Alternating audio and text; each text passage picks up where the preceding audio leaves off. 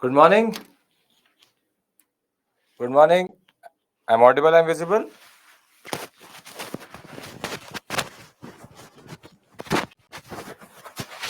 Great. So we'll start in the next 1 to 2 minutes. Good morning. Good morning.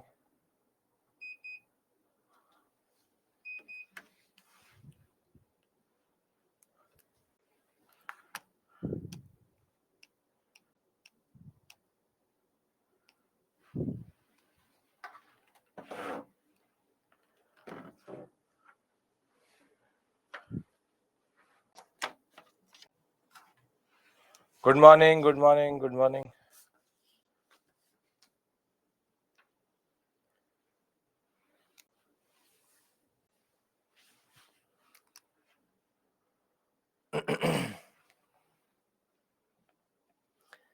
Good morning. We'll wait for 2-3 minutes. As I said, by 6-5 we should start.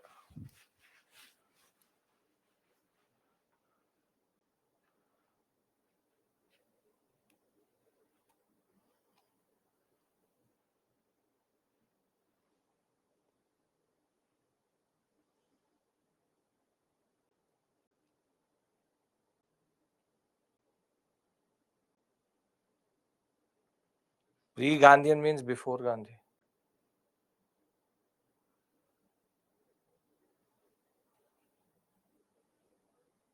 Okay. Good morning. Good morning. So last week we reached till the period of 1908, specifically 1907. We reached till Surat split. So today we take this story forward and traverse between 1909 to 1915.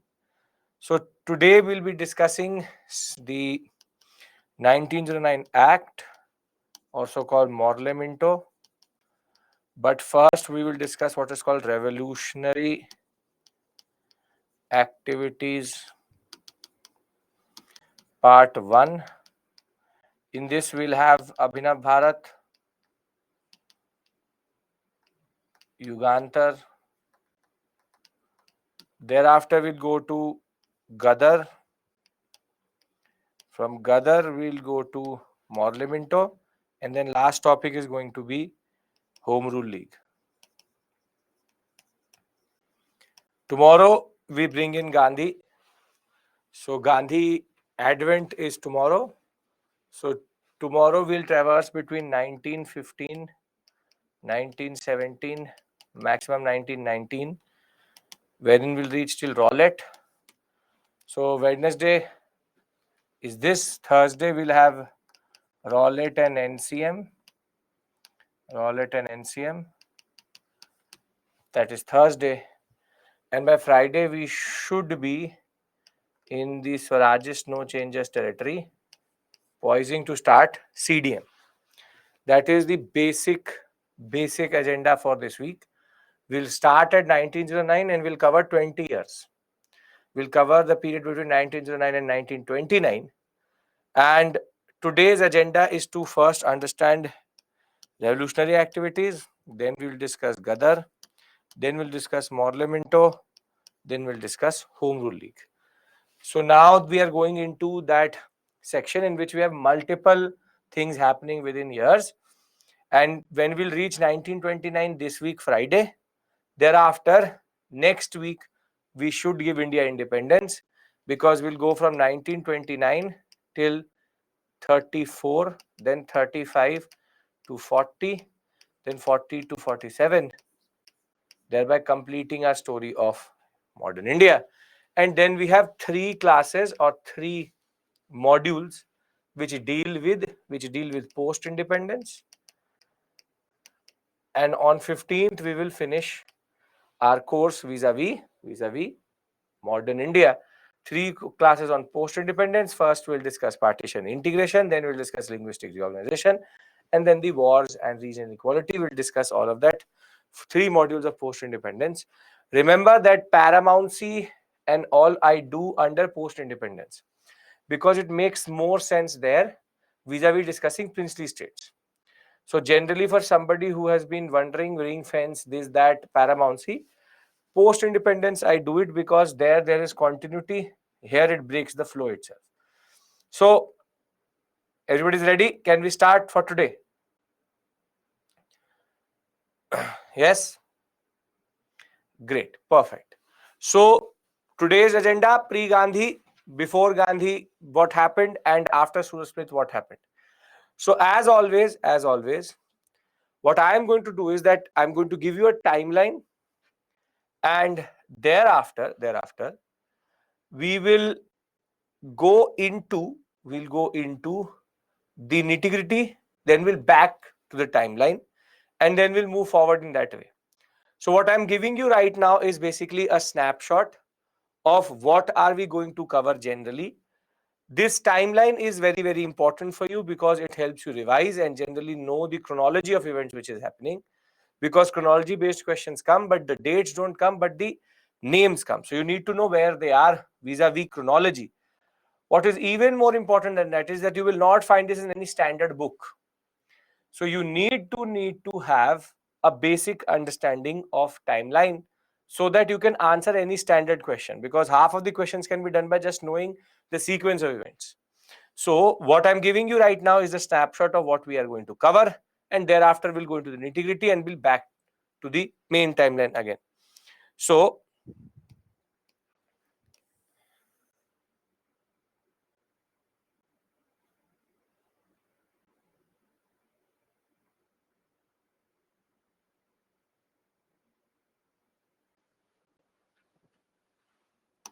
right. So what we cover is that we basically go back in the timeline. I have previously taught you what is called extremism, but extremism in India actually manifested itself in two forms. So extremists are in two forms in India. One are called the political extremists, and we already saw what happened to the political extremists vis-a-vis Lal Balpal and the Surat split. However, extremism also took another form in India, which is called revolutionary activities, wherein individuals now took it upon themselves to change the orientation of national politics. And what we are going to do here is basically revolutionary activities. This is the second brand of what we call as extremism, which is there in India. Now, let's basically put everything on a timeline to understand it. So 1897, so we go back a little bit. 1899, 1902, 1904, 1906, 1907, 1908, 1909, thereafter 1912, 1913, 1915. So what are the important things we are going to discuss? Don't ask me what is this, what is that, we have to cover that.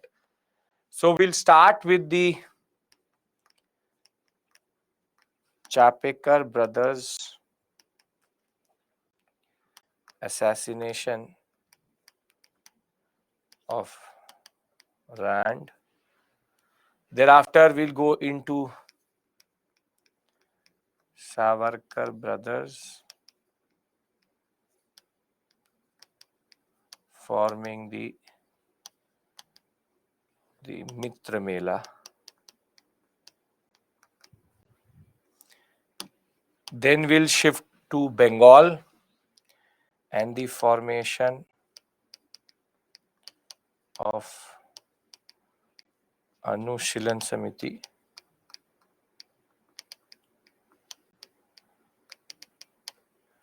Thereafter, Mitra Mela will merge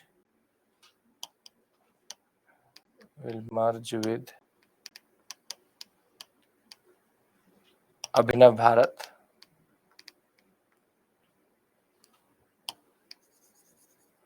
with Abhinav Bharat.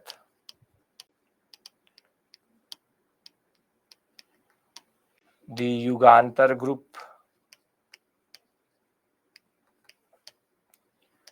will emerge out of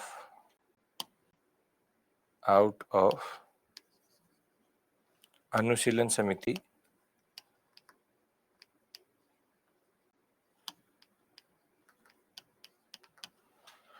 Now, thereafter, there will be multiple attempts. There will be multiple attempts, and those are different assassination attempts we see. So, you have, for example, 1907 is a very significant year. 2 attempts by Abhinav Bharat. One is called Fuller's assassination attempt. When I say attempt, it is neither successful or it was aborted. Then you have attempt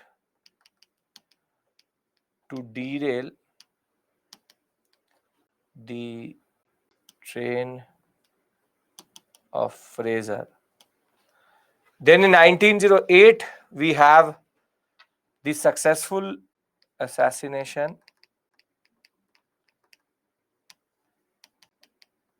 of Kingsford,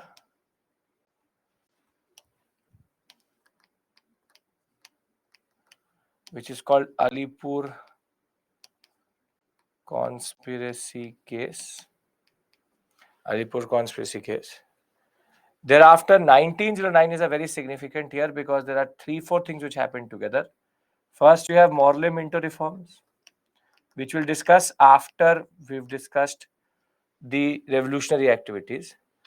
Then we'll go into Jackson's assassination, which is going to be done by Abhinav Bharat.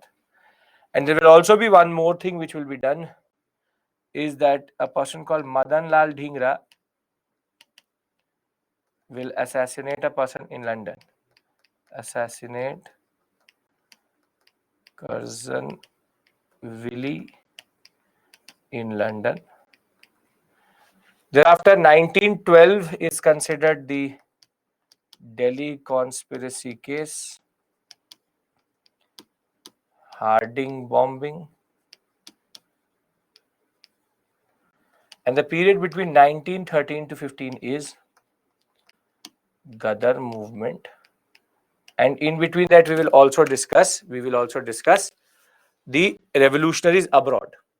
Now, this is a totally separate timeline. If you see, at the same point of time, in the end, when I will summarize everything, I will add the Indian National Congress timeline also. Because as of right now, the INC timeline, political extremist timeline, is separate. As of right now, I'm just trying to give you a basic idea of what do we mean by revolutionary activities. I know it makes no sense to you, but that is not the point of this discussion. The point of this discussion is that when I will say something here on, it should be totally clear where we are in the timeline. So we again go back. It's parallel to this. There are, as I told you, there are two ways in which extremism actually expressed itself. First is political extremism. Second is revolutionary activities. This is the INC timeline.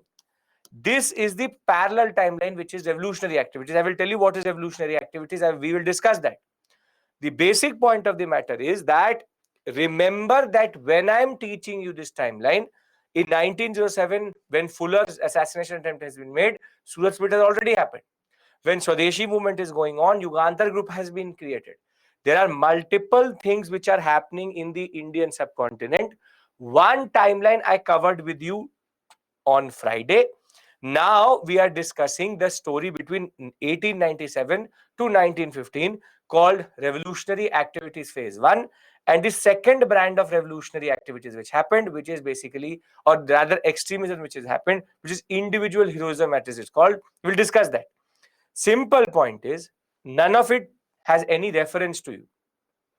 You just have to understand that we will be traversing this timeline in the next 3 hours.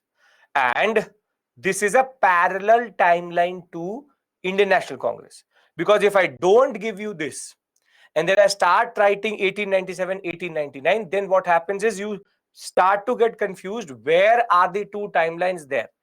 Both are parallel to each other. That is a process, that is an activity we will do in the end, where we bring these two timelines together, wherein the story from 1899, where Curzon's reactionary politics will start, same timeline, there is a parallel development in India, and even before that in Bombay, things had already happened. So are we clear with regards to what are we going to do today? Because this is something which needs to be totally etched in your mind. Thereafter, we can go into the nitty-gritty. That is not an issue. Right? So the first and foremost point which needs to be understood is that we are parallelly working in a certain period. We are not gone forward. We are going backwards in the timeline and then coming forward again. Right? This point is clear, everybody. Yes? Great. So if that is the case, we can start our discussion. This is going to be a standard feature. Every class, we have to do this. I'll give you the basic timeline, then we'll cover, and then we'll be back with regards to where we have to start vis-a-vis the timeline itself. So we take full circle in class. The basic point is this is for your revision so that you learn in class itself. Okay. Now, we have understood 1899, it is written Mitra Mela found by Savarkar brothers. Now please listen to me.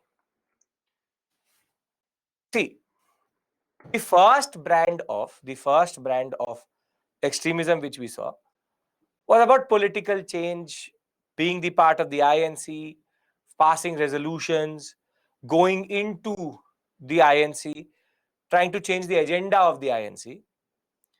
However, when we talk about the second brand, first brand we've already seen is nothing but political extremism. Political extremism is more about Indian National Congress politics. However, second brand is wherein you have revolutionary activities.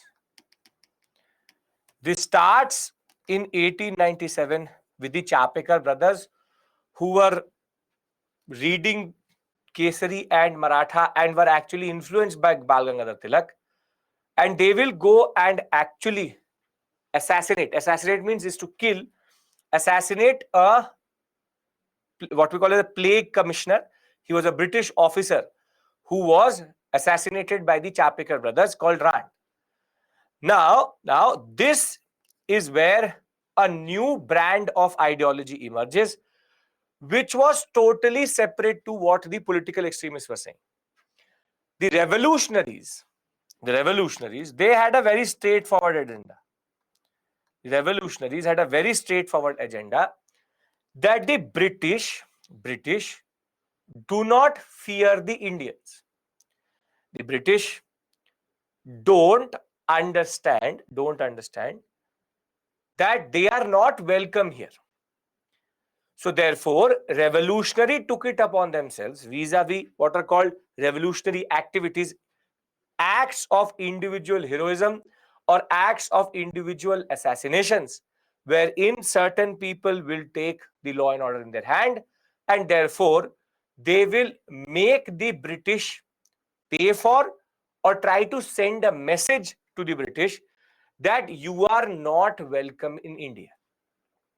Revolutionaries believed that if the masses got awakened at this point of time, and if every Indian tried to remove the British, there was no chance that the British, handful of the British, would actually have ruled India itself.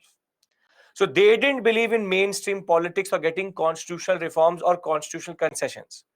Their understand was, let us instill fear in the minds of the British.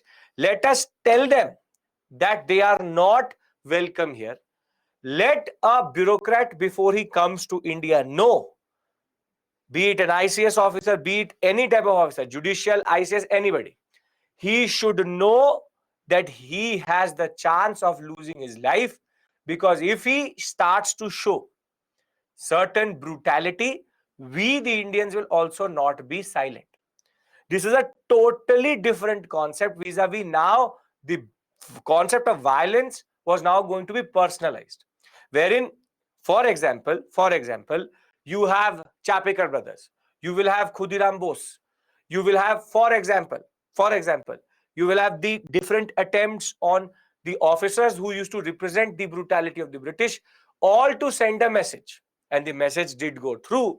The fact is that whilst the first brand of extremism was about political extremism, Indian National Congress, now that brand also had reached its basic culmination in the Surat split. But parallel to it, there is a lot of different dynamisms, there's a lot of different concepts which are developing, which are together clubbed into what is called revolutionary activities. And in Bengal and Bombay, two bodies are going to play a very important role. In Bombay, it is going to be first Mitra Mela, later got merged with another body called Abhinav Bharat, the Savarkar brothers. On the other hand, we will have what is called in Bengal the Anusilan Samiti, and within the Anusilan Samiti, what is called the Yugantar. These are the names which you need to remember, because they will come in the examination, and there are multiple personalities related to these organizations. Remember, extremism in India is not one brand but two brands. Both are extremists, but their way of expressing extremism is different. Whilst one expresses it through political means, the other expresses through activities, and these activities were to instill fear in the heart of the British. Are we clear with regards to the difference? Because a lot of students don't understand that they are not separate. They are also part of extremism, but extremism in India expresses itself in two ways: political and revolutionary activities. So, if this division is clear, I would like to go to Bengal and let us talk about Anusilan Samiti and Yugantar. I want everybody's consent here. Everybody should be understanding it. Yes, it's been 3 days you've not studied, but I hope that you are now back to the optimal level. We've already discussed Surat. We've already discussed the concept of Swadeshi. We've discussed the concept of political extremism. We've discussed moderates versus extremists. And now we are trying to go into the second thing which was happening parallel to it, but we did not discuss it. Now we are completing the story by adding revolutionary activities. Yes? Okay. Now, there should be no confusion. Gayatri, listen to me. There are two brands of extremism in India. Moderates are moderates, extremists are two types. One are called political extremists, Lal Bal Pal, Indian National Congress, tussle between moderates extremists. Second is very simply the concept of revolutionaries, who said that we will not go into political activities, rather we will send a message to the British via certain activities. The message was that you are not welcome in India, and therefore revolutionary activities did express extremism, but they also were totally different from the political extremists, because they did not want concessions. Rather, they were trying to send a message. That is it. That is it. Okay. Now, we've discussed Muslim League last class only. Okay. Now, let's go to Bengal. Let's go to Bengal. Example of revolutionary extremists, I'm telling you that. Anusulan Samiti, Yugantar, Mitra Mela, Abhinav Bharat, Gadar, you have a lot of them. Don't worry about it. That is the whole discussion for the next 1.5 hours. Okay. Bengal. Now in Bengal, we already know that the epicenter of the Swadeshi movement was Bengal. Therefore, Bengal had the impulse for organizations to rise and not take the extremist way vis-a-vis political means, because politics has its own limitations. And even if the extremists dominate the INC will pass resolutions, it will say something to the British, there will be condemnation. But the point of the matter was that these revolutionaries believed that we need to put one bomb next to the ear of the British and make them hear that they were not welcome in India. It's generally that both are rejecting colonialism, but in different ways. While they say that we want Swaraj, you give us power, they don't say that we don't want power. No. We don't want power itself. It's not about power, it's not about taking anything. It's about making you feel unwelcome. Basically, it was about awakening the people's consciousness. By these acts, what the revolutionaries wanted to send a message to were to the masses. See, we as Indians had always lived in this basic concept of fear against the British. That the British are going to do this, the British are going to do that. There's a violence which they do which instills fear. So they do nothing. They take the same strategy of the British and now try to instill fear in the British itself. Their argument is that the British, if they can do violence to instill fear in the people, if everyday violence is done by the British, we can also do violence on the everyday basis. And it's about basically sending a message to the British about their presence in India. So that any bureaucrat who gets appointed in India should know that they are not ruling by consent. And that is why the first body which tried to express this is called the Anushilan Samiti. The Anushilan Samiti, the story of Bengal starts in 1902 itself. They both have the same, everybody has the same goal, which is independence. But there are different ways of expressing your concept of independence. Lal Bal Pal are not going to go and assassinate a person because they know that political extremism is equally important. They don't believe in getting power. They don't believe in transfer of power.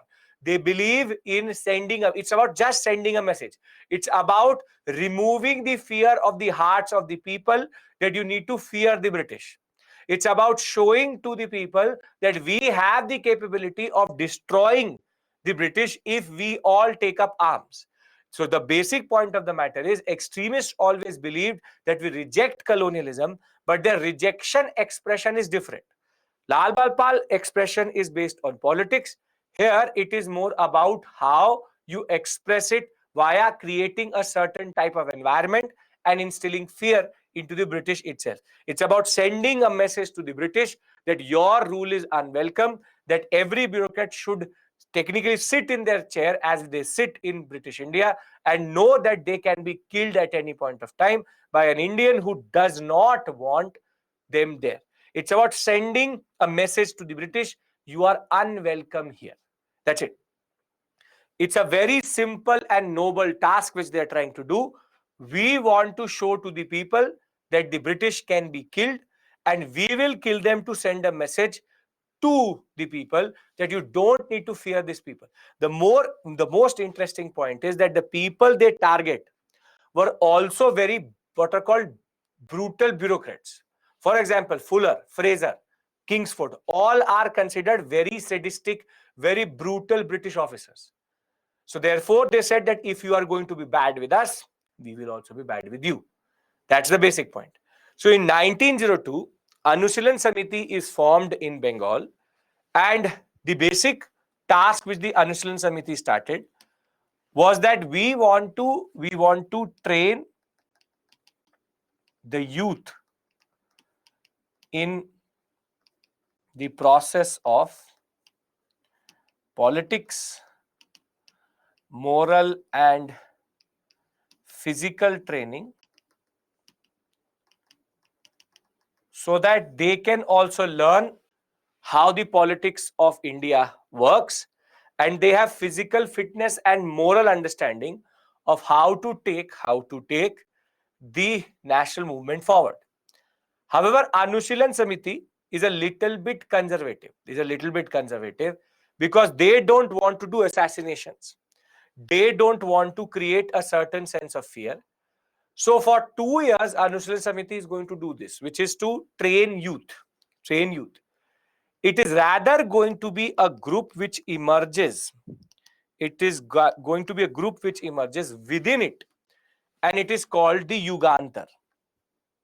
It's called the Yugantar. Yugantar is basically a subset. If Anushilan Samiti is the bigger circle, within it, Yugantar emerges. And Birendra Kumar Ghosh, the Ghosh brothers as they were called, Aurobindo Ghosh and Birendra Kumar Ghosh. It is Birendra Kumar Ghosh and Aurobindo Ghosh who say that we need to create a certain sense of understanding where the British should understand that Bengal partition also has what is called consequences on the life of the officers. So Yugantar will emerge within the Anushilan Samiti, and the Yugantar will now take it upon themselves to carry out attempts of assassination on British officers. Again, I am trying to give you the larger story, then we'll add the basic nitty-gritty into it. As of right now, what we've discussed is that first, the concept of extremism. Second, the concept of how it manifested itself in a different form vis-a-vis the INC. Third, we are discussing Bengal and how the Anushilan Samiti is going to be the first revolutionary body which is going to be created, but not that revolutionary. So a group within it is going to be called the Yugantar. Yugantar was rather the weekly which used to come, but that group was called the Yugantar group. And the Yugantar group will now take it upon themselves to now take the revolutionary activities forward. Anushilan Samiti was a little bit conservative. So there was a need for the Yugantar group to emerge within the Anushilan Samiti to rather take the extremist expression forward rather than just going for moral and physical training. Are we clear? Madhur, you have to increase your volume. My volume is okay. Nobody has any other problem. You have to refresh. Are we clear? Yugantar is actually a weekly which comes from the Anushilan Samiti, but it is a group also which they used to identify themselves with. Please don't confuse yourself. There's simple point. Anushilan is there. Within Anushilan, there is going to be a weekly which is going to be launched by a certain group that is called the Yugantar group. But this Yugantar group was also physically going to go for assassination of British officers. So you have to remember two names here, Anushilan Samiti and Yugantar. You can do that for the examination, right? No, Janvi, that is related. You have already discussed it. Sedition law comes in India because of whom?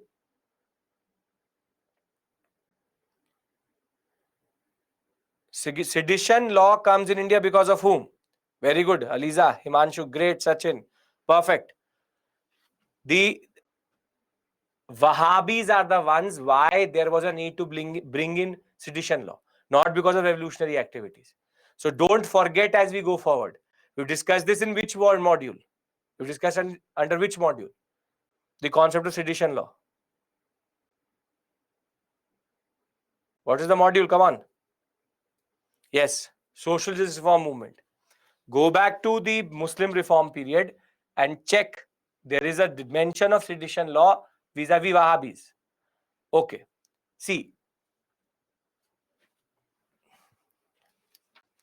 Anushilan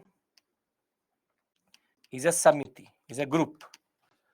Yugantar is both a weekly, but somebody would publish Yugantar, right? So if Yugantar is a weekly which is published by certain people within Anushilan, can't I call them Yugantar group? There are two groups within Anushilan. One is called Yugantar group and the other one is Anushilan Samiti. So isn't Yugantar a way of identifying them? So why are we so confused over something which should not be confusing only? Anushilan is the larger body. Yugantar is a weekly which is coming out. That is published by a group called the Yugantar group. We also see that these people, Yugantar group, are also the ones who are going to do revolutionary activities in the name of Anushilan Samiti. So Yugantar is both a magazine, but there's also a group which publishes this Yugantar, and that is called the Yugantar group. So can I now go forward? Because it's this 3 days which has happened that somehow you are again, there's a need to oil the machinery and make it a little bit, put in your mind. When I'm saying the Yugantar group, Anushilan, Yugantar group. That's it. Nothing more, nothing less. Okay. Now, again repeating myself. Revolutionary activities, political extremism, revolutionary activities, individual heroism. We are talking about Bengal. Bengal Anushilan Samiti is formed in 1902. Thereafter, 1906, there will be a group which will emerge within the Anushilan, which is going to publish the Yugantar weekly, but they are themselves identify themselves as the Yugantar group. And the Yugantar group was the revolutionary wing of the Anushilan, which is going to now do a certain amount of activities, and it will culminate with the Alipur conspiracy case. So can I now go into their activities? If you understand Anushilan and Yugantar, I will add the names of personalities once we'll reach into the nitty-gritty of this topic. Yugantar is not a newspaper, it's a weekly journal. Okay. Now, there are 3 attempts, or rather there will be 2 attempts and 1 successful attempt which the Yugantar is going to do. The Yugantar within the Anushilan, Yugantar group will perform in 1907 2 major attempts. And in 1908, they will do something which is going to be a little bit more problematic, and thereafter Anushilan will cease to exist. In 1907, their first attempt is on a British officer called Fuller. It's an attempt which will be aborted. Aborted means it will be stopped in between. So Fuller's assassination was the first attempt they made. Who is Fuller? Fuller was actually the first lieutenant governor of Eastern Bengal. So the concept of Curzon creating a new Bengal, they said, okay, we'll kill the lieutenant governor of East Bengal itself. But they had to abort this attempt because of the security which was there, and generally they were not able to spot Fuller in their attempt. 1907, again they will try to do something, which is they will try to derail the train of Fraser, who is actually the lieutenant governor of Western Bengal. He is the lieutenant governor of Eastern Bengal. Very shortly he was there, but it was sending a message. However, both attempts will fail. Both attempts will fail. So the Anushilan Yugantar will not be able to do anything vis-a-vis 1907. Both Fuller and Fraser attempt is not going to be there. Derail means to train is on a track, to remove it on the track so that to create an accident within a train. So Fuller Fraser is not going to work. However, their most successful attempt is called Kingsford assassination. Now, Kingsford assassination was again towards an officer called Kingsford, and in this, Prafulla Chakki and Khudiram Bose are going to be successful in throwing a bomb on the carriage which should have been carrying Kingsford. However, what happens is that rather than having Kingsford in it, there were 2 British ladies who were sitting inside that carriage. And while both the ladies will be dead, Kingsford is going to survive. This attempt is made at Muzaffarpur. And because Muzaffarpur used to come under the larger district of Alipur, once the British are going to now go into the basic investigation of this murder or assassination attempt, it will be very popularly called as Alipur conspiracy case, or sometimes also called Maniktola conspiracy case, because it was done near Maniktola. Now, as soon as the Alipur's conspiracy case will start, the Anushilan Samiti members plus Yugantar members all will be arrested, and some of them will be tried and hanged. The basic point of the matter was that after Alipur conspiracy case, the British came down very hard on the Anushilan and Yugantar both, and in turn, the Bengal revolutionary activities is going to end with the Alipur conspiracy case. So the Yugantar group was the foremost in Bengal, but it will, after the Kingsford assassination, the Alipur conspiracy case, be so hard pressed against the wall by the British that thereafter Bengal revolutionary activities more or less fizzed out. So here there are 4 basic things which you need to remember, and then I'll add more details. Anusilan, Yugantar, 3 attempts. Fuller, Fraser, Kingsford. Fuller and Fraser are not successful. Kingsford is successful. That in turn leads to Alipur conspiracy case happening against them. And Anusilan and Yugantar will more or less be disbanded. All members will be arrested and either put into jail or hanged. Why am I telling you these words or terms? Because they can give you a very simple question in which they can ask you to put them in chronological order. Fuller's, Fraser, Kingsford, they can ask you to put them in chronological order. So please have to remember them in this case, that Fuller is first, then Fraser, then Kingsford. Kingsford, as I told you, was the person they were targeting. He will not be killed, but rather 2 ladies will be killed. He is again a bureaucrat. All are bureaucrats. Imagine IAS officers being targeted by the people. This is what they're trying to do. Are we clear with regards to the 5 basic things I've told you? Yugantar, Anusilan, Fuller, Fraser, Kingsford. Because then I'll add the details into the story. Okay, great. So let's go to Bengal.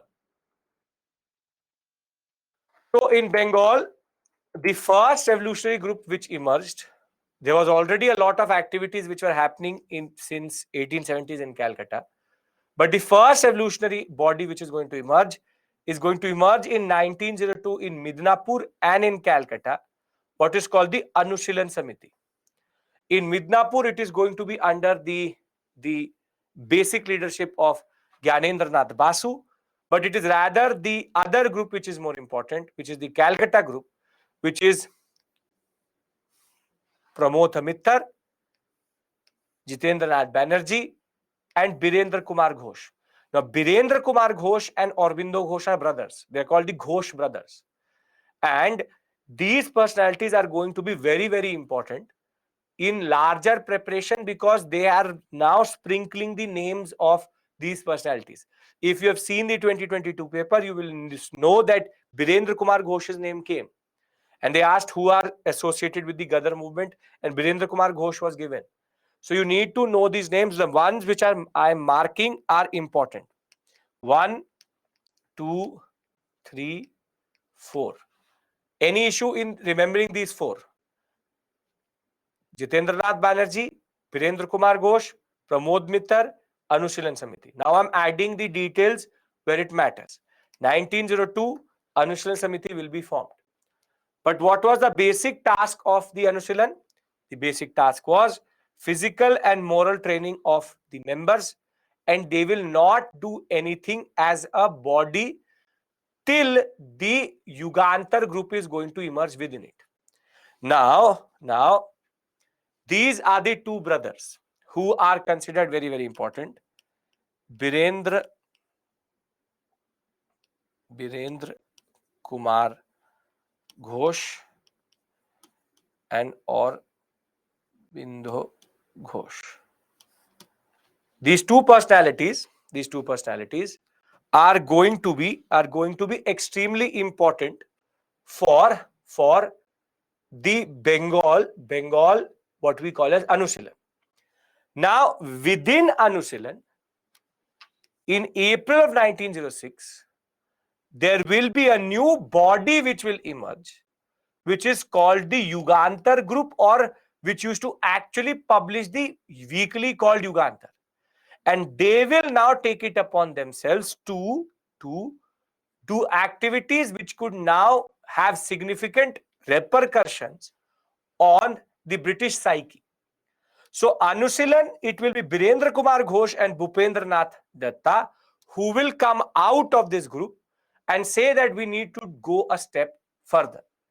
And though this paper is going to be very, very significant, it is Yugantar which is going to now start to say a very important line. And the line which they used to always publish in that newspaper was that the remedy lies with the people. The 30 crore people inhabiting India must raise their 60 crore hands to stop this curse of oppression. Force must be stopped by force. This is a very important quote which every time Yugantar used to put into their newspaper and generally into the weekly which used to come. And therefore, they were trying to tell the Britishers that if every Indian woke up and tried to remove you, there was no way you could have survived in India itself. And further, it was about the political awakening of people that we need to rise up, and make sure that we all stop fearing the British. I will write all the names on one slide, don't worry. But as of right now do you get the concept of inner circle within the Anushilhan and how Yugantar was much, much more revolutionary than the Anushilhan Samiti in the larger context? So we have Birendra Kumar Ghosh, Bhupendra Datta, Bhupendranath Datta, and the initial people. Are we clear with regards to this? Because you need to understand that Yugantar exists within Anushilhan itself. Are we clear with regards to this concept? Yes or no? Yes? Okay. So we have gone one step further. We had Anushilhan, we had Yugantar. Now let's add the details. We have Pramotha Mittar, Birendra Kumar Ghosh or Bindo Ghosh, and you have Jatindra Nath Banerjee, and Yugantar Birendra Kumar Ghosh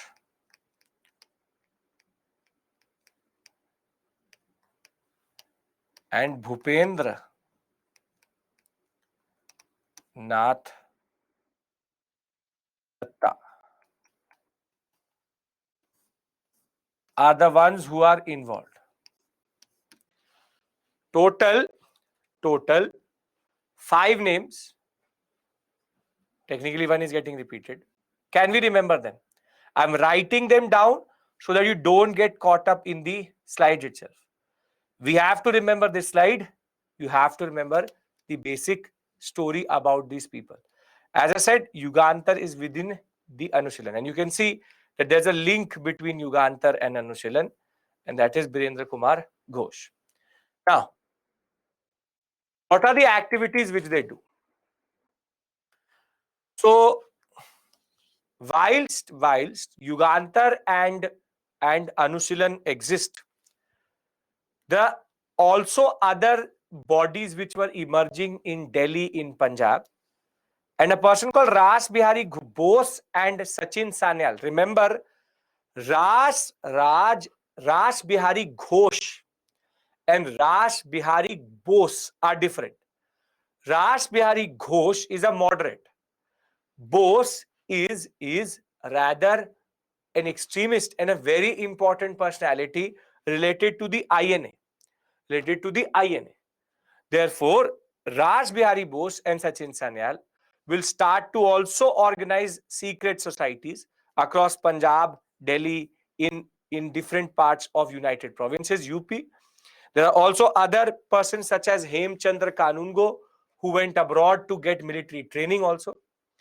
But the two activities for which the first two activities of Yugantar is first called the abortive attempt on Fuller.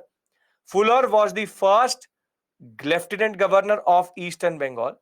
However, he had resigned by 1906, but they wanted to send a message by killing him. Then in 1907, they will try to kill Andrew Fraser. Andrew Fraser is again the Lieutenant Governor of Western Bengal, and they tried to derail his train, but that did not happen. It is, however, two very important personalities, Prafulla Chakki and Khudiram Bose. In 1908, they will throw a bomb at the carriage which should have been carrying a judge called Kingsford. Kingsford was a very sadistic judge known to have given very bad judgments against Indians. And this white judge was the target. However, the carriage did not have him but two other British ladies. Once the bomb will be thrown, after these two ladies will be dead, Prafulla Chakki and Khudiram Bose will realize that that Kingsford was not there in the carriage itself. Prafulla Chakki is going to martyr himself on the spot so that he should not get caught by the British. And Khudiram Bose will be actually tried and hanged later by the British for his role in what is called the Alipur conspiracy case, or also called the Maniktola bomb conspiracy, or the Murarikpur conspiracy case. Basically, it is on this street.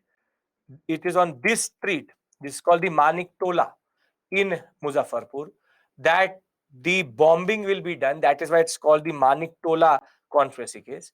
Anushrilan will be caught.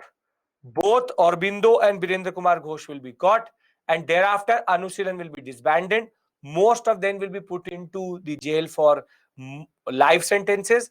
But as we say, Khudiram Bose is going to be tried and hanged. Now, this is a very interesting document which is in front of you.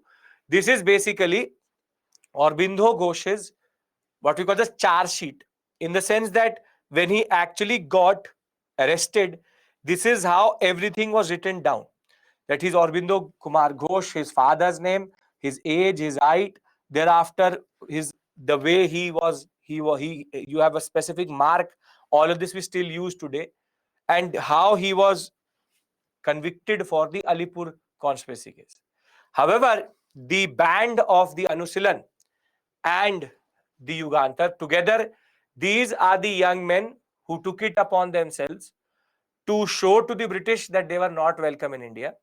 Each one of them, and very, very important for our history. Each one of them representing a new spirit in India. And though they are not technically they're the unsung heroes of India itself, it is apt and it is right to give them the space within our history to be called the real heroes who actually changed the people's perception toward the British. Yes, Kingsford was not killed. However, now Indians did not fear the Britishers. They showed to every Indian that if an Indian takes in the weapon in his hand, no Britisher is safe in India.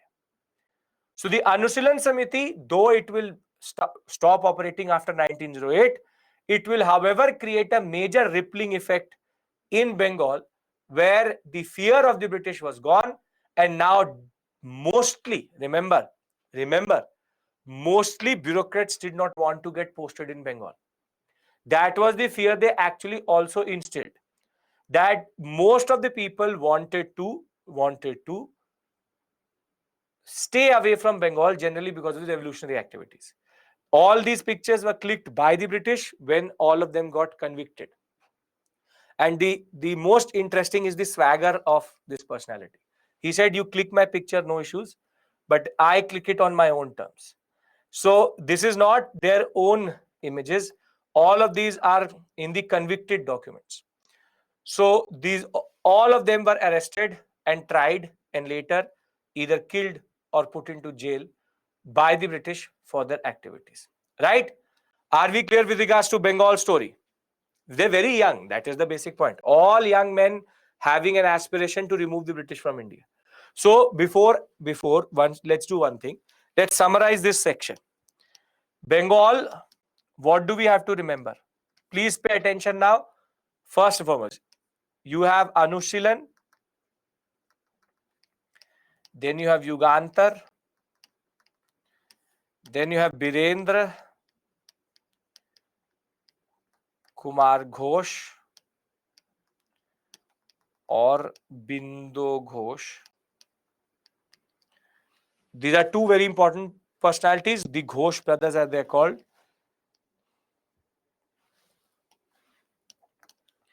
Thereafter, you have Prafulla Chakki and Khudiram Bose. They are related to Kingsford assassination. Two assassination attempts, Fuller and Fraser.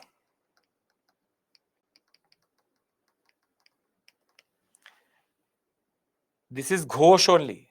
Virendra Kumar Ghosh. That is Ras Bihari Bose. Ras Bihari Bose and Ghosh are different. Now, Fuller Fraser, Kingsford, Prafulla Chakki, Khudiram Bose, Virendra Kumar Ghosh, Urbindo Ghosh. Add to it,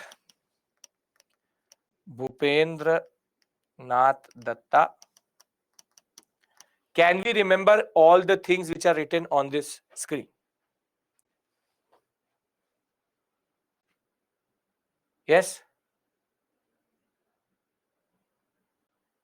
Anybody has any issue here? Bhardwaj, the difference between Lal Bal Pal and the revolutionaries would be Lal Bal Pal wanted constitutional change within the ambit of the INC based on larger political extremism, which is the concept of changing the orientation of INC. They are not here to change the orientation of the INC. They are here to send a message to the British. That's the only thing. Attempt means that they're not successful. You can add Jatendra Nath. If you can remember what is written on this slide, I can move to the next section, which is Bombay. Equally interesting, equally important. Are we clear?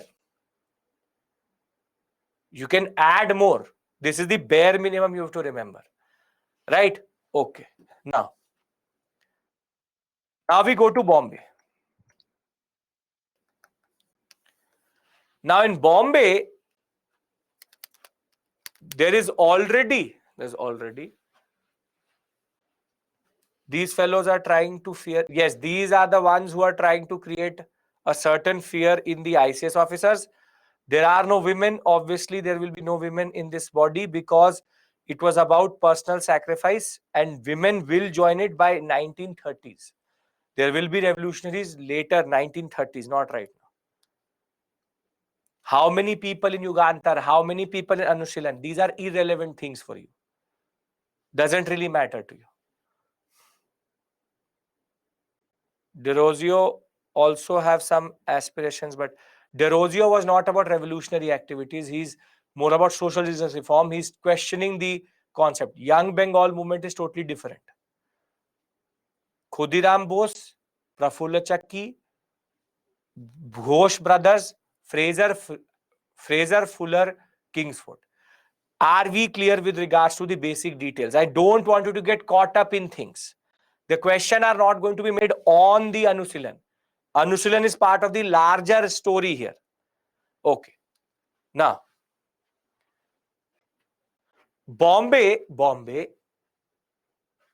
the story goes a little bit rather earlier than the Bengal sector, because here we have Bal Gangadhar Tilak himself spreading the message of extremism, that there was a time to reject the British, and he had used 2-3 very important festivals. For example, the Chhatrapati Shivaji festival. You have Chhatrapati Shivaji Maharaj festival, plus what is called the Ganesh Chaturthi, or what we call as the Ganesh festival, as way of spreading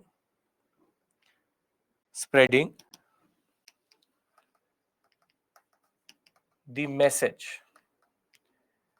Tilak also had one more important way of spreading his message, and that is he had two journals, the Kesari and the Maratha, and these two journals were inspiring a generation of revolutionaries to go forward. The spelling is correct, Aarti, that is the spelling he wrote. Revolutionaries to go and challenge the British.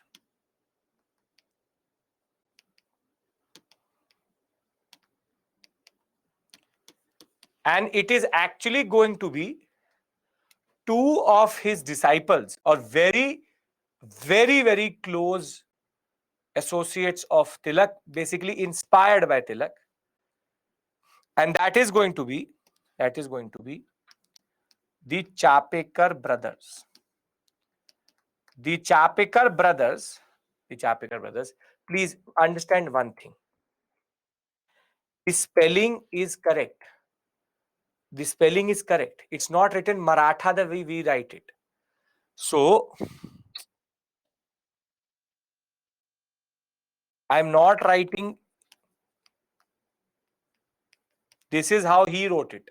So, I'm not writing the wrong spelling. So, don't give me the right spelling. The Chapekar brothers, they are going to assassinate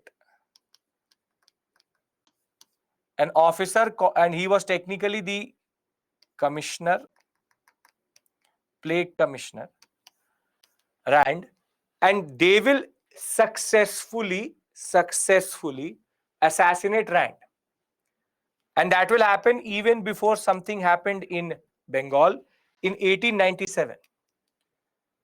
And in Bombay, the tradition was much more powerful in that sense, that because Bal Gangadhar Tilak had created a certain understanding within this sector, Chapekar brothers, inspired by the Kesari and Maratha, are going to assassinate Rand. He's a plague commissioner, did not help the people during plague. Plague is a disease which is spread by rats. Think of it like COVID-19. Spreads quite a lot and people die because of it. And he was not ready to disburse basic money and basic medicines to the people itself. So he's considered a very bad officer in that regard. So Rand will be assassinated on the spot very successfully, creating the precedents for revolutionary activities in Bombay itself. However, in the Bombay sector, the first body which actually brought in revolutionaries within one fold is called the Mitra Mela. Mitra Mela is started in 1904 rather. One second. Not 1904, that is Abhinav Bharat. It started in 1899. Mitra Mela, it started in 1899 by none other than the very celebrated Savarkar brothers.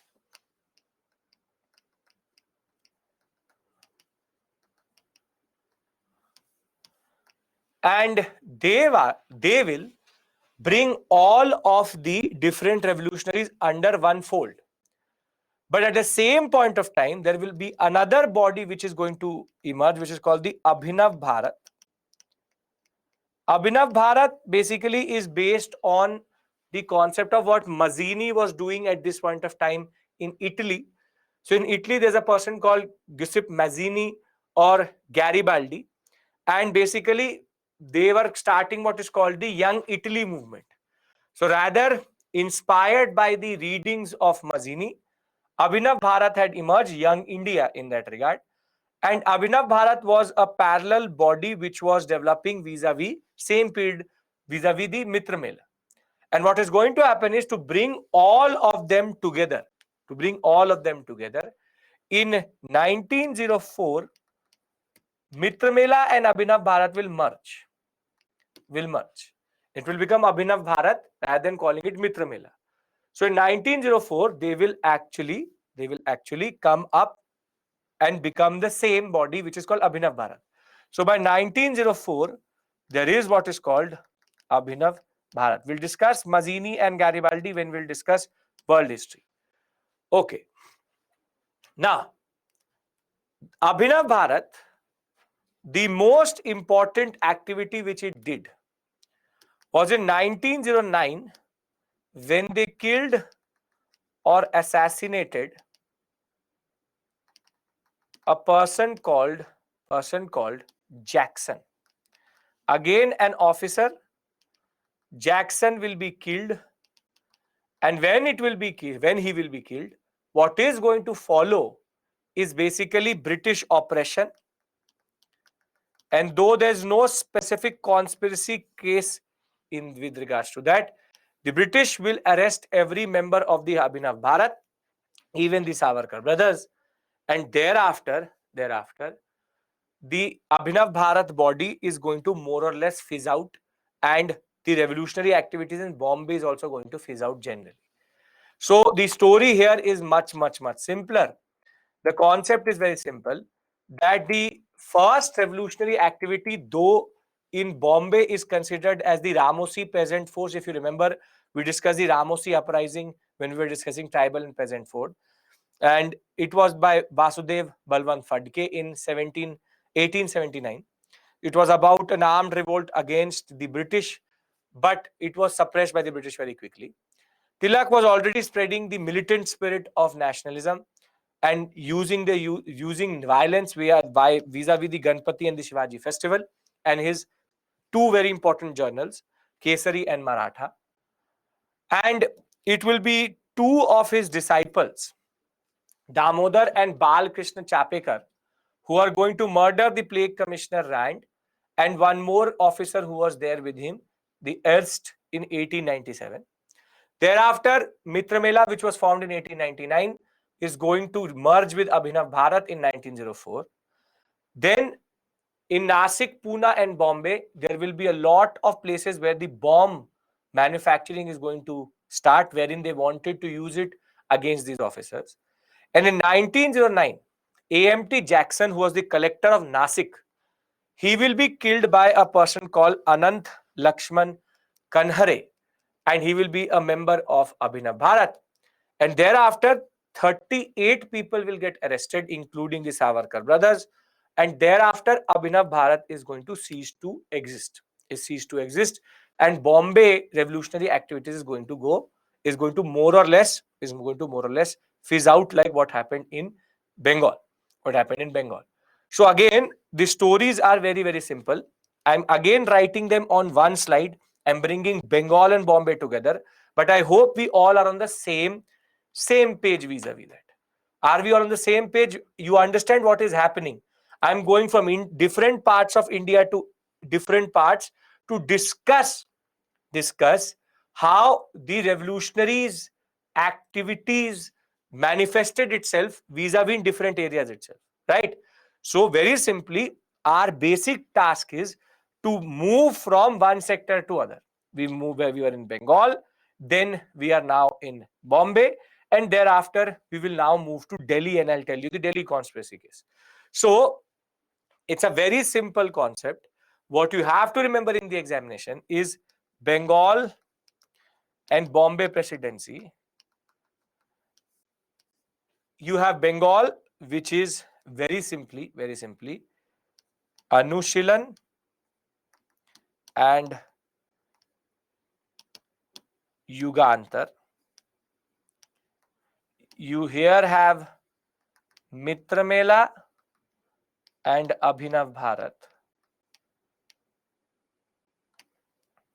Thereafter, you also have certain personalities. You have Birendra Kumar Ghosh and Aurobindo Ghosh along with Bhupendra Nath Datta. Here you have Savarkar brothers and you have Anant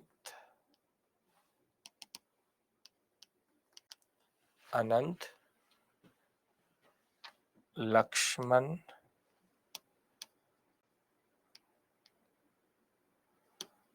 Kanhere. Thereafter, in this we have Fuller, Fraser, Kingsford. Here you have Chapekar brothers, Rand, and thereafter A.M.T. Jackson. And that's it. Can you remember this much? Do you need to remember who killed whom? Yes. Whatever I'm telling you vis-a-vis here, I'm trying to bring everything into one slide. Can you remember the given data on this slide? Yes or no? It's a descriptive area, but we need to do it systematically. So now let's do one thing. Let's look at the first slide. Now, does the green part make sense? Technically till here. Does it make sense? Are we clear till here? Yes or no? Till 1909, are we clear with regards to what is happening in Bengal and in Bombay? Yes. I want everybody's consent. Then we move to the other zones. Yes, no issues. A.M.T. Jackson is nothing but he's the collector of Nasik, an ICS officer. Think of him as an IAS officer. He will be killed by Anant Lakshman Kanhare. Can we move forward? Yes, we can. Yes, we can. Great. Okay. And I've been telling you this very straightforward. This area does not have any other thing. You have to just concentrate on these names and these bodies. Abhinav Bharat, Sayadri was not specific any personality. It was a body. You don't have to remember anybody's name for the formation of Abhinav Bharat. Okay. Now we can go back to our story.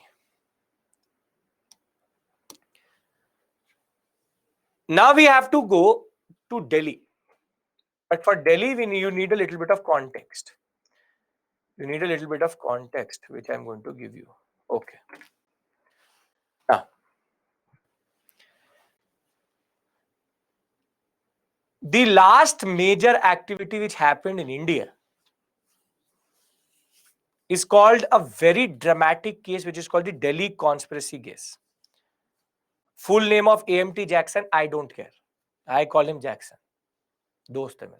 Now listen to me. Unnecessary detail you want. I don't know what you're going to do. You're going to send him a letter, A.M.T. Jackson. Now, the last major discussion vis-a-vis India is, as I told you, Delhi conspiracy case. Now, in order to understand Delhi conspiracy case, you need to understand 2-3 things. See, the British had a habit, and that habit was to do drama.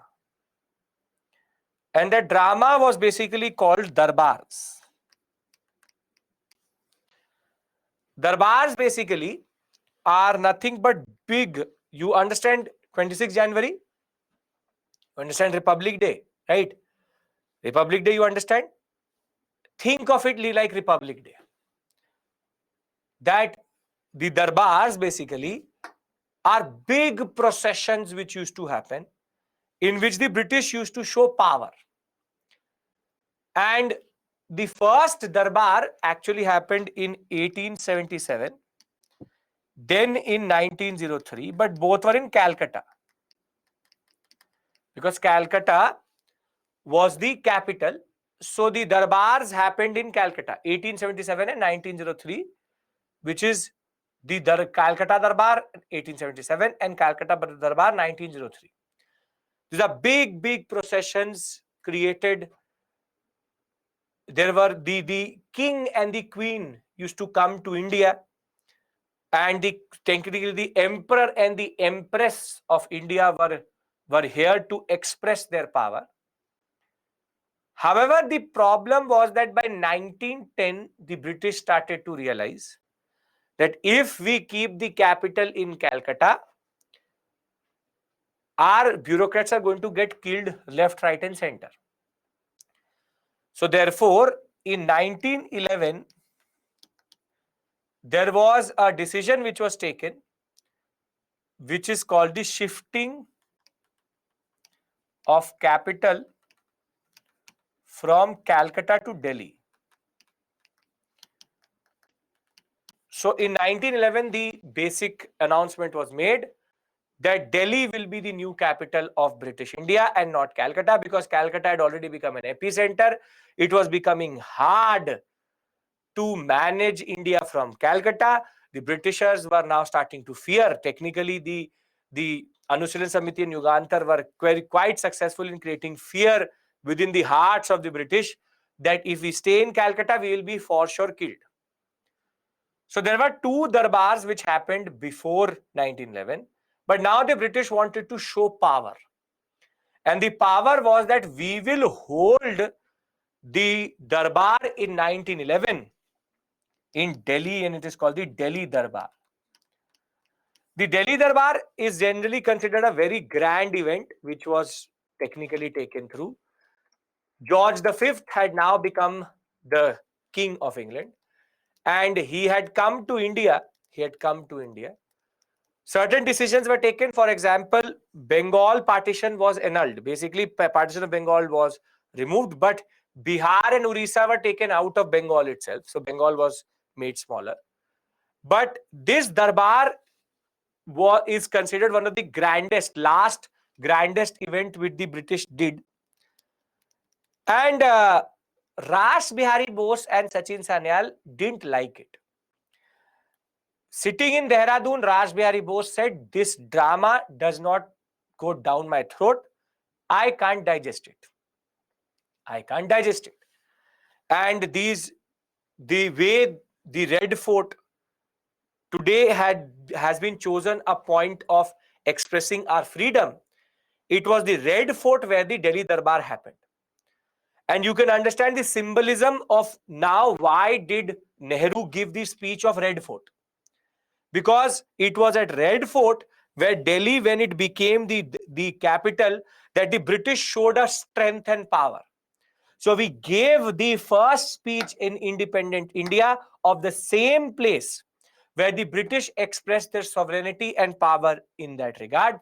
And this considered one of the grandest of events vis-a-vis the presence of British in India. Full processions, proper marching, this, that, whatever paraphernalia was there. And all the princely states came and met the king and the queen, George V and his wife, the emperor and the empress of India. And basically, George V's wife, these are real pictures, not animated pictures, real pictures which were taken. The king and the queen were coronated in India to say that they are the new rulers of India in that regard. It's a very ominous event. The basic purpose of darbars is to show power. It's a darbar. Why do you show power? Why do you do a darbar? To show power. that we rule India. It is in this moment that basically the British show to the world who they are. It is show to each and every Indian that we rule India. And therefore, this was something which the empress and the or not this is the emperor and empress, this is what the empress and emperor were here for. It is very rarely that a monarch used to come to India. They came three times: 1877, 1903, and thereafter 1911. But this is something which Raj Bihari Bose did not like. Do we understand the purpose of darbars and what are darbars? Already 1877, 1903 happened. Three darbars happened in India, and therefore 1911 is the last major darbar which happened, called Delhi Darbar. Darbars are a show of power. What about the Indian emperor? He had already been arrested and taken and sent to Rangoon, which is Bahadur Shah Zafar. That is a separate story altogether. 1857. The simple point is, this is a show of power. Capital has been shifted from Calcutta to Delhi, and now the British do a drama called the Delhi Darbar. Are we clear with regards to Delhi Darbar and the concept of darbars generally, if they ask you a question? Yes? Okay. Now, Calcutta 2, Delhi 1. Raj Bihari Bose didn't like that. Raj Bihari Bose didn't like it. And now, along with Sachin Sanyal and three other personalities, he will say, let's do one thing.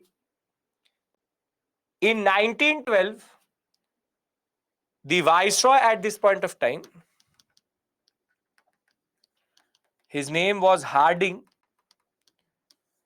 They said that Viceroy Harding is going to enter into the capital ceremoniously, ominously, as a form of coming into the new capital. On an elephant, he will travel from Red Fort to Chandni Chowk. Let's do one thing. Why kill these chutmut officers? Judge, Nasik collector, IS officer. Let's do one thing. Let's straight away kill the Viceroy only. Let's kill the Viceroy. What's the need of killing these small officers? If we have to send a message to every Indian, let's kill the Viceroy. That is what Raj Bihari Bose and Sachin Sanyal figured out. And it was only the nakshatras of Harding that he actually survived that day. That actually the bomb will be thrown in 1912 whilst he was on his elephant. Very dramatic painting showing that. So Harding, his wife, and the Mahant was there. Bomb will be thrown. However, this person turned out to be a little bit lucky, because the bomb will kill his Mahant, but Harding and his wife will survive. Harding and his wife will survive. There's a very interesting story which is linked to this Harding bombing, which shows you the level of smartness which Raj Bihari Bose had. Because Raj Bihari Bose was in Delhi. He was standing in the streets of Chandni Chowk when this bomb will be thrown. Harding will unfortunately survive. And now the search for the conspirators will start. And the interesting story is that Raj Bihari Bose is the main conspirator. As soon as he will see that Harding has survived, he will change his disguise, and he used to actually operate from Dehradun. So what he will do is that he will change his disguise and within 24 hours reach Dehradun. And when he'll reach Dehradun, what he will do is he will call a meeting. And the meeting was, he will call a meeting condemning the bombing of Harding. He will call all the loyalists of Dehradun and call them and say, galat hua. Whatever happened was wrong. Same person who created the bomb, who was the conspirator, sitting next day in Dehradun with every loyalist. My blood boils. when I got to know that this very good man, very innocent man called Harding was bombed. What are these revolutionaries trying to do? This is how he evaded the police and tried to remain neutral in the eyes of the British authorities. And though he will not be able to do that for long and he will flee to Japan, the simple point is Raj Bihari Bose was that person who had the guts to go after the viceroy itself. So Harding bombing shows you that how much courage we had actually gathered and how the British were now just small puppets for us who we wanted to blow up. So the Delhi conspiracy case, as it is called, is considered the highest point of revolutionary activities in India in 1912. Thereafter, the problem in Punjab and Delhi was that you have Lala Lajpat Rai and his very important journal called The Punjabi, and you have Bhagat Singh's uncle, Ajit Singh, who's also very active in the Punjab sector. But the problem is that in Punjab, the British came very heavily after looking at Bengal and Bombay, and therefore the Punjab revolutionary activities was not able to rise very quickly, but was stifled or suppressed at a very young age itself. So, just to complete the story of India, once I complete the Indian story, I'll give you a break and then we'll move to out of India. That is the basic course we are taking as of right now. So, Raj Bihari Bose never got caught for the Delhi bombing. So, in 1908, after the Anushilin Samiti got captured in Calcutta, there was also an attempt from the Dhaka, which is the eastern Bengal sector, and by Pulin Das to technically loot a train so as to raise funds for revolutionary activities. But the most daring activities which ever happened was basically Raj Bihari Bose and Sachin Sanyal staged a spectacular bomb attack on Viceroy Harding while he was making his official entry into the new capital in Chandni Chowk in December 1912. Harding was injured but not killed. Investigation followed vis-a-vis the Delhi conspiracy case. At the end of the trial, Baswant Kumar Biswas and Amir Chand and Awadh Bihari, these are the three people who were on the ground who threw the bomb, were convicted and executed for their roles. Raj Bihari Bose, known as the main conspirator, evaded via disguise, and as I told you, next day was talking about how this act was one of the most heinous things which anybody could do, and that is the way he evaded the eyes of the British, and he will very quickly thereafter board a ship to go to Japan. Raj Bihari Bose will thereafter operate from Japan because he knew that the British would catch him someday or the other if he was in India. So I'll tell you how you will never be asked a question. Mains question from this area is extremely difficult to ask, but I'll tell you how you can frame it. Simple point is, I am trying to create a certain picture in your mind. Are you able to understand the highs and lows and highs and lows from Bengal, from Bombay to Delhi? These are the moments which are known for the moments in which our revolutionaries did something which we don't even have the courage to do, which is to sacrifice themselves. Everybody who tried to do the assassination attempt, everybody who technically threw the bomb, they knew that they would be caught, they would be killed by the British, but they were ready to sacrifice for the nation, because what this country wanted was not political politics, rather what it needed was sacrifice. So you and me don't have that spirit today, but basically this is the level of commitment they have for Indian independence, which we take for granted today. So there are two conspiracy cases which you need to remember: Alipur and Delhi, Fuller, Jackson, and everything I'll write down on one slide itself. Just to complete the story of this sector, we just have to discuss what happened in Punjab. Lala Lajpat Rai was spreading the message of extremism vis-a-vis Punjabi. Ajit Singh, Bhagat Singh uncle, had already organized an extremist body called Anjuman-e Moshiban-e Watan, and it also had a journal called Bharat Mata. However, the British very quickly came down upon the Punjab extremists because of what they'd already seen in Punjab, in Bengal and Bombay, and therefore Lala Lajpat Rai and Ajit Singh will be removed from Punjab sector very quickly, deported for a period of time out of India also. And there will be few associates of Ajit Singh who will take this story forward. Sufi Amba Prasad, you will have Lal Chand, Bhai Parmanand, but the most important personality, which we will discuss once we are back, called Lala Hardayal. Lala Hardayal. Now, before I go to revolutionaries abroad, let me give you a basic summary. Let's first see the main slide which we formed in the beginning. Now, Chapekar brothers assassination of Rand done, formation of Mitra Mela done, Anushilan Samiti done, Abhinav Bharat and merger of Mitra Mela done, Yugantar done, Fuller Fraser assassination of Kingsford, thereafter Jackson assassination and Delhi conspiracy. Are we clear with regards to all of these different moments? Yes? There should be no issue here. Okay. Thereafter, we now have to very simply consolidate. We only have to consolidate. Very simply, you have Bengal, Bombay, Delhi, Punjab. I'm giving you a break. Don't worry.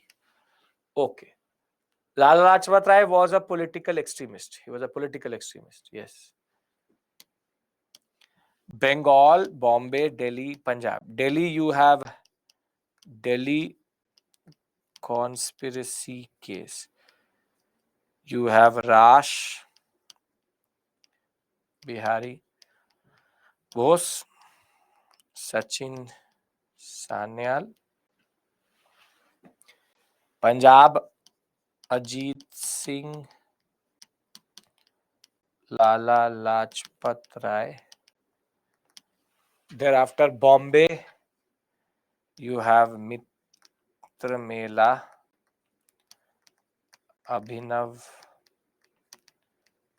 Bharat,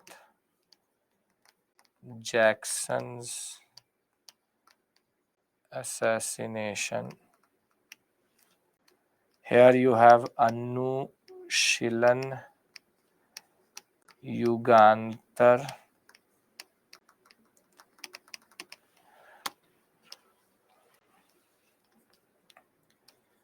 Birendra Kumar and Aurobindo Ghosh.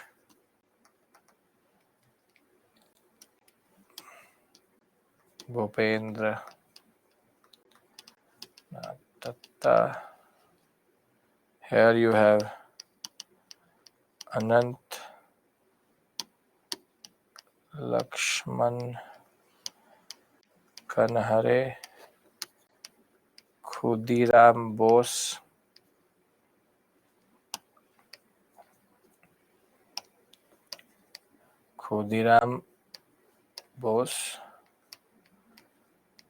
and Prafulla Chekki.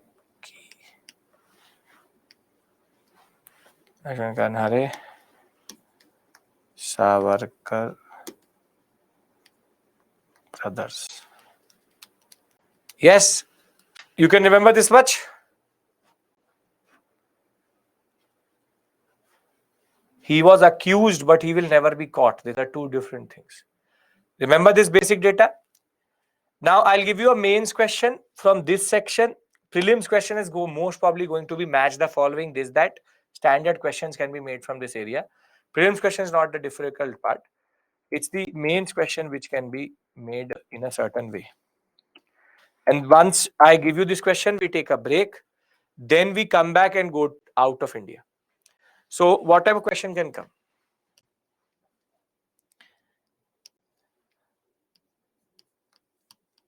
The revolutionary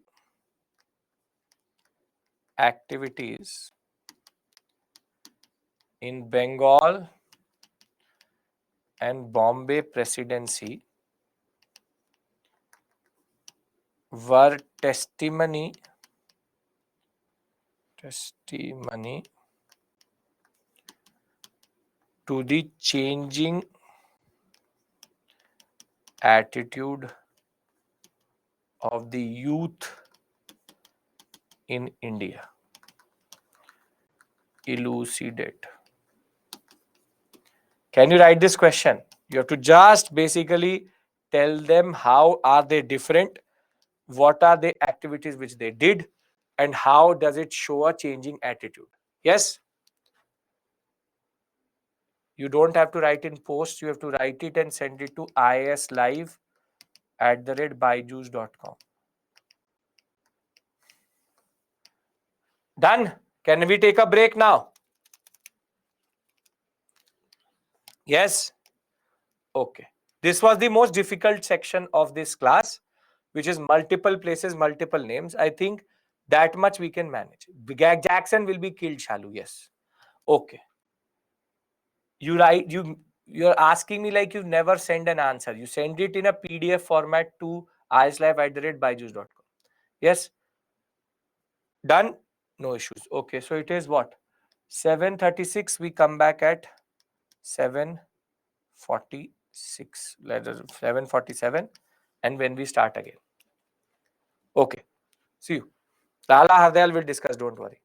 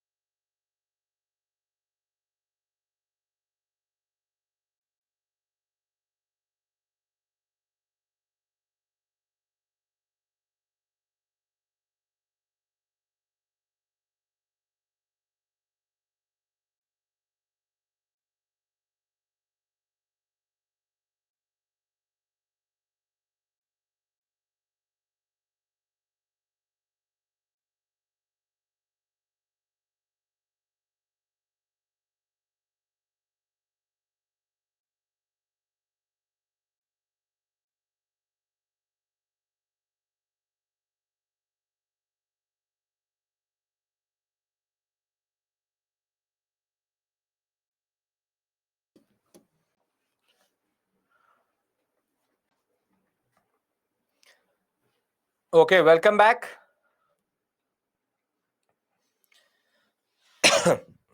Okay.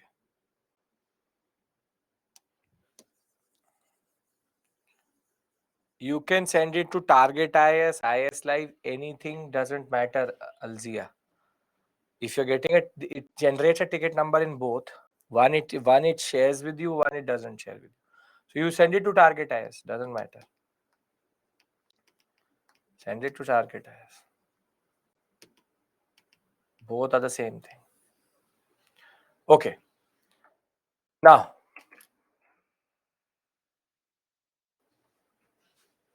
Guman, what is the question? I've not seen. Actually, not no reply. What no reply? Here or in the email, it takes 3 to 4 days to to correct a question. So you'll get a reply. You'll get a reply. 3 to 4 days it will take, at least. Okay. Can we go to revolutionaries abroad? Revolutionaries in India is done. Phase 1 is done. Yeah, only for Bengal. Yes, Famina, yes. Revolutionaries abroad. Now, the first discussion we've had is political extremism. Then we have revolutionary activities in India. Now, revolutionaries abroad, you have 4 basic examples of this. Out of a 15 marks question, if you're getting 50% is considered very, very good. If you are 30 to 40%, then you need improvement. But generally 50%, meaning 7.5 is considered very good. Okay. Now, revolutionaries abroad, 4 basic manifestations. One is Shyamji Krishna Varma. Shyamji Krishna Varma. Thereafter, you have Virendranath Chattopadhyay. And last but not the least, Madam Bikaji Kama. If you live in Delhi, you would know Bikaji Kama place is named after her. Bikaji Kama. And you have one major activity, major moment which was done. So Shyamji Krishnaji Varma actually used to operate from London, and he had a very interesting strategy. He called his body the India House. India House. And that's a very ironic name because the ministry is also called the India House. So what he used to do was he used to argue that I am the real India House, not these Britishers. So the India House, which was started by Shyamji Krishna Varma, what it did was that it started to now create a certain understanding of revolutionaries in London itself. And what they used to do, why they are operating from abroad, because why not? These are personalities who were there in London, in Europe, and wanted to now spread the message that the Britishers are oppressing Indians. So it's about changing public opinion generally. But Shyamji Krishnaji Varma was not about changing public opinion. Shyamji Krishnaji Varma, what he did was very simply, he used to give what are called scholarships. He used to give scholarships to students who wanted to come and study in London. But technically what he was doing was that what the scholarship was not given to any random personality. Revolutionaries from India were given scholarships so that they could come to London, and they said that let's do one thing. If we can hit the Viceroy, why can't we hit the Britishers in London itself? Let's show to the Britishers that they are not safe anywhere. And that is why on the Shyamji Krishnaji Varma scholarship, a very innocent man, very beautiful pictures captures his innocence, but did something very great. This was the picture which was given by Madan Lal Dhingra. Madan Lal Dhingra actually submitted this image so that he could get the permission to go to London. He went to London under the Shyamji Krishnaji Verma scholarship, and what he did was he killed Curzon Willie, not Lord Curzon. Curzon Willie is a bureaucrat who used to work in the office of the Secretary of the State. He assassinated that person. And thereafter, London also did not become safe for the British to operate in. This is the power which the revolutionaries actually have. Madan Lal Dhingra did a very major daring act wherein in London itself, he killed Curzon Willie, a bureaucrat from the Secretary of State office, and therefore sending a message to the Secretary of State that you are not safe in London also. We will enter and we will kill you. This is the power of revolutionaries. That under the basic Shyamji Krishnaji Verma in the India House, the most daring activity which they did was in 1909, Madan Lal Dhingra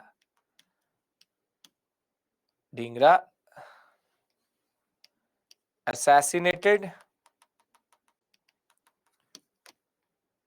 Curzon Willie of the Indian, or rather we'll not say Indian, but from the Secretary of State office. On the other hand, Virendranath Chattopadhyay actually operated from Berlin. Berlin means which country?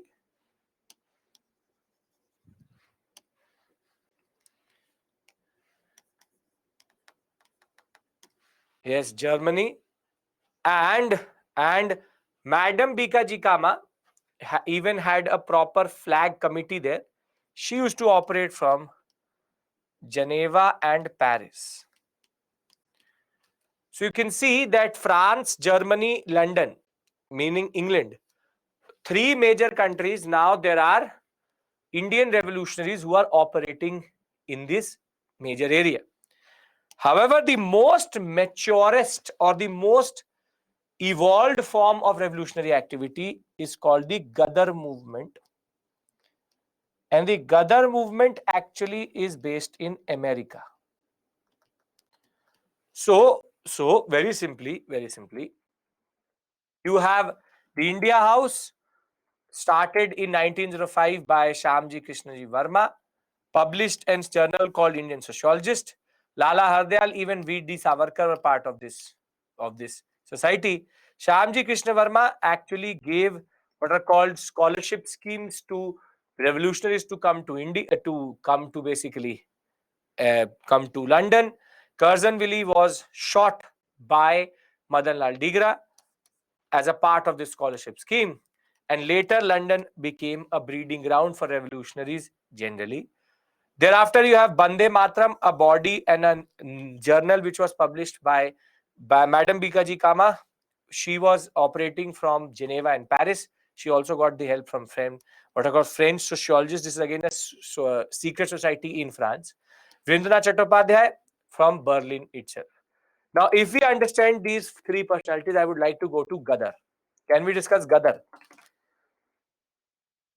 Yes or no? Are we all following what is happening? Today is going to be like this only. Once we are done with Ghadar, we'll move to 1909 Government of India Act, Parliamento, and then we'll move to last topic, which is Home Rule League. Small topics which are related to this period, right? Okay. These are the revolutionary activities. These are the people who used to technically operate from London, from Paris, from Germany to spread the message of Indian nationalism. Indian nationalism was now going much beyond what we see as the borders of India itself. Madan Dhingra will be martyred by the British. In the India House is an association, society, whatever you want to call it. Both are the same things. Now,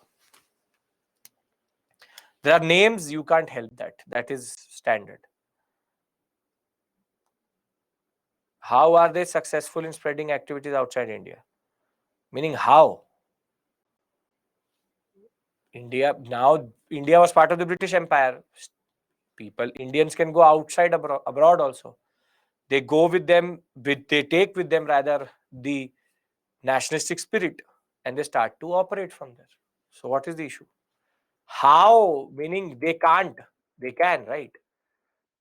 When they are in Paris, when they are in Berlin, these are separate countries. They can actually be much more effective and much with no real restrictions. They can actually do what they want to do. No visa requirements. No visa was not needed. Okay. Now, the other immigration laws are there, but visa is not there. Now, let's talk about Gadar. So the name Gadar actually comes from the newspaper which they used to publish, which is called Gadar. Gadar basically means to create a certain type of chaos or a certain type of movement. Gadar. So Gadar operated from San Francisco. Now, San Francisco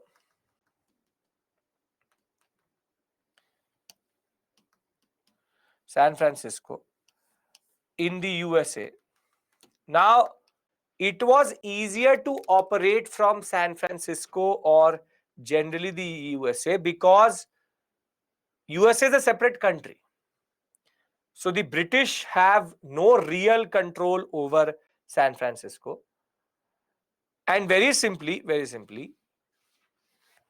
the Gadar paper was published from San Francisco and then sent to India. Philippines, all across the world it used to go. Now in India, if they wanted to actually write something, there was a lot of censorship which used to happen. However, operating from San Francisco, they could write anything. And that is why the first page itself used to say Angrezi Hukumat ka Kacha Chitta, which is the real picture of the British rule in India. So they used to actually write the real problems which India was facing, which they could not have written in India. And in the end, they used to always write that the Gadar ki goonj, that the call for Gadar is there, and we encourage revolutionaries to come to USA, or we will be ready to fund revolutionaries who want money, and we'll fund it for a new revolution in India in that regard. So Gadar in that regard was very important. 2-3 important personalities, for example, Lala Hardyal was the one who was very instrumental in creating the Gadar movement itself. You also have Sohan Singh Bhakna, very important personality. But the question which should come to your mind is, why are they operating from the US, and who is their basic what we call as constituency, or who are the people who are actually joining the Gadar movement? Now see, close to USA is Canada. And Canada at this point of time had become a major epicenter of Indian movement, because Canada was part of the British Empire, but was much more lenient, much more lenient when it comes to colonialism. So a lot of people wanted to go to Canada in that regard. However, to go to Canada, it was easier to first go to the US and then cross over into Canada. That was the first reason why they were operating from San Francisco. Second is, most of the people who joined the Gadar movement or were moving to Canada are called expatriates. Expatriates. Expatriate, this word is used for Indian soldiers who had been deployed outside India.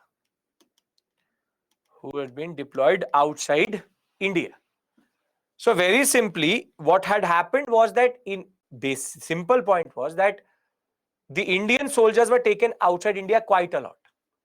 And one of the most important, what we call as a candidate for the British recruitment at this point of time was the Sikh, was the Punjabi. Because Punjabis were considered this concept of a fighting race in that regard, they said that the Punjabi soldier is best to be deployed outside India. So there was a whole Punjabi community which was developing as the major soldier base, or the army recruited quite a lot of Punjabis.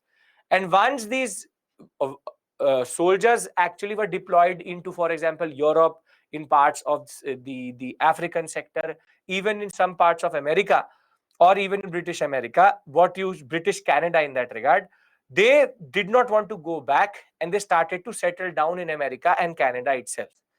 Now, these soldiers, or these ex-soldiers in that regard, were also competing with American labor. So there was a lot of conflict which the Ghadar movement tried to, in a way, resolve.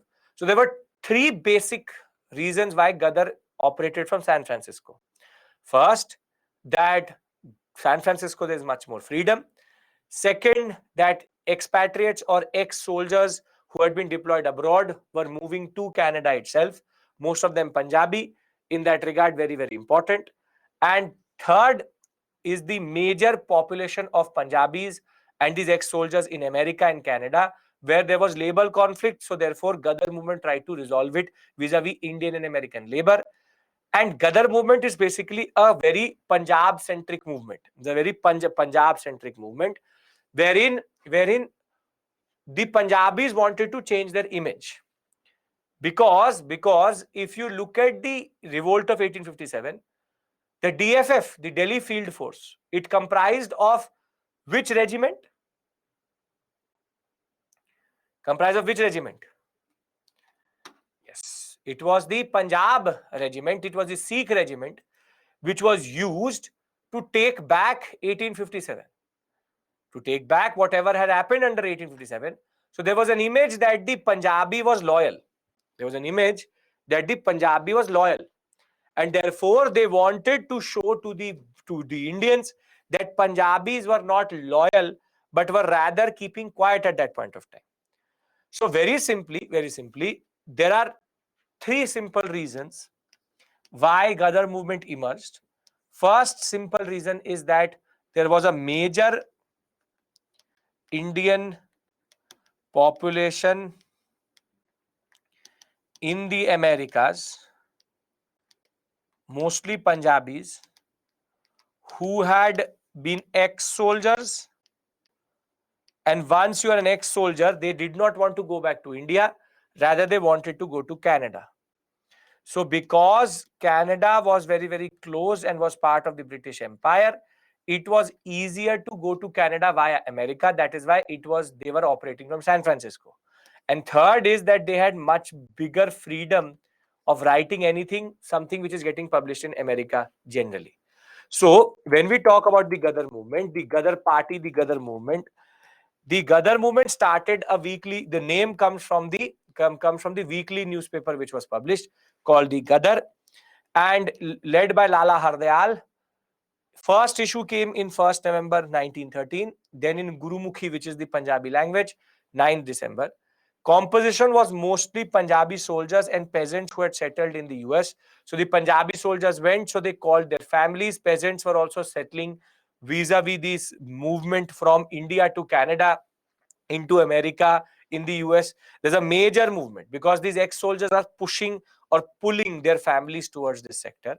So based on the US, Canada, and along the west coast of America itself, initially it was Indian expatriates such as G.D. Kumar, Ramdas Puri, Sohan Singh Bhakhna, Tarak Nath Das, or Lala Hardayal. Remember, in this only Lala Hardayal and Sohan Singh Bhakhna. And there was a way, it was a way of channelizing support for Indians to carry out revolutionary activities in India. So they were technically funding, or were ready to fund, anybody who wanted to carry out revolutionary activities in India. This paper was extremely important because it used to publish what is called the Angrezi Raj Ka Kacha Chitta, an expose of British rule, consisted of 14 points of harmful effects of British rule on India, two were the solutions. The solution was to remove the British itself.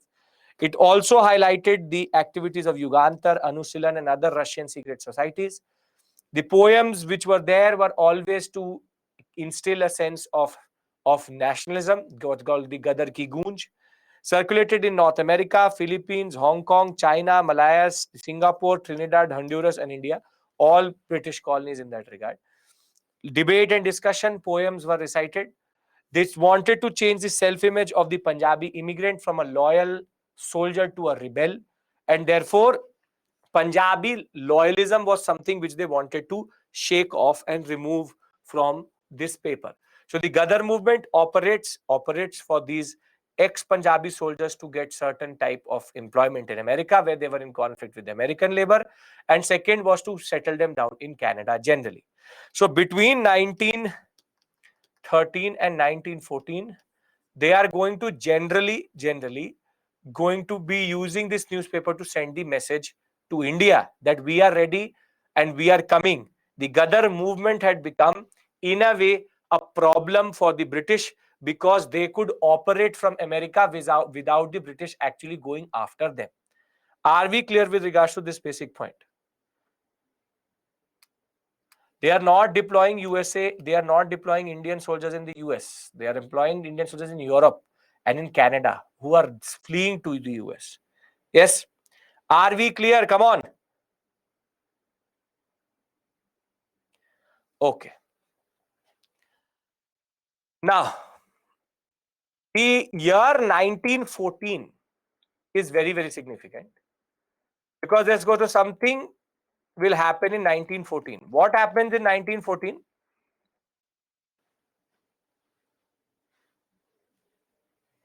What happens in 1914? Very good. The First World War will start.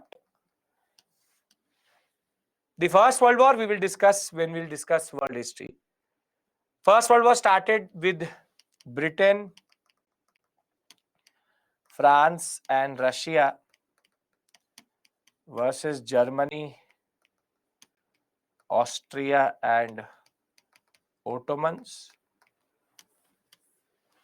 The aggressor being Germany, it attacked Russia first, then attacked France. Britain got involved. Don't use word Axis and Allies. Axis is not used for First World War. It was the Allied powers and the Central powers, which is Germany, Austria, and Ottomans. Axis is a word used for Hitler. Now, the First World War will basically change a lot of things for the world. But for us, it is going to be problematic because our soldiers will be pulled into the First World War. But even before the First World War started, the Gadar movement changed its orientation by just publishing these small newspapers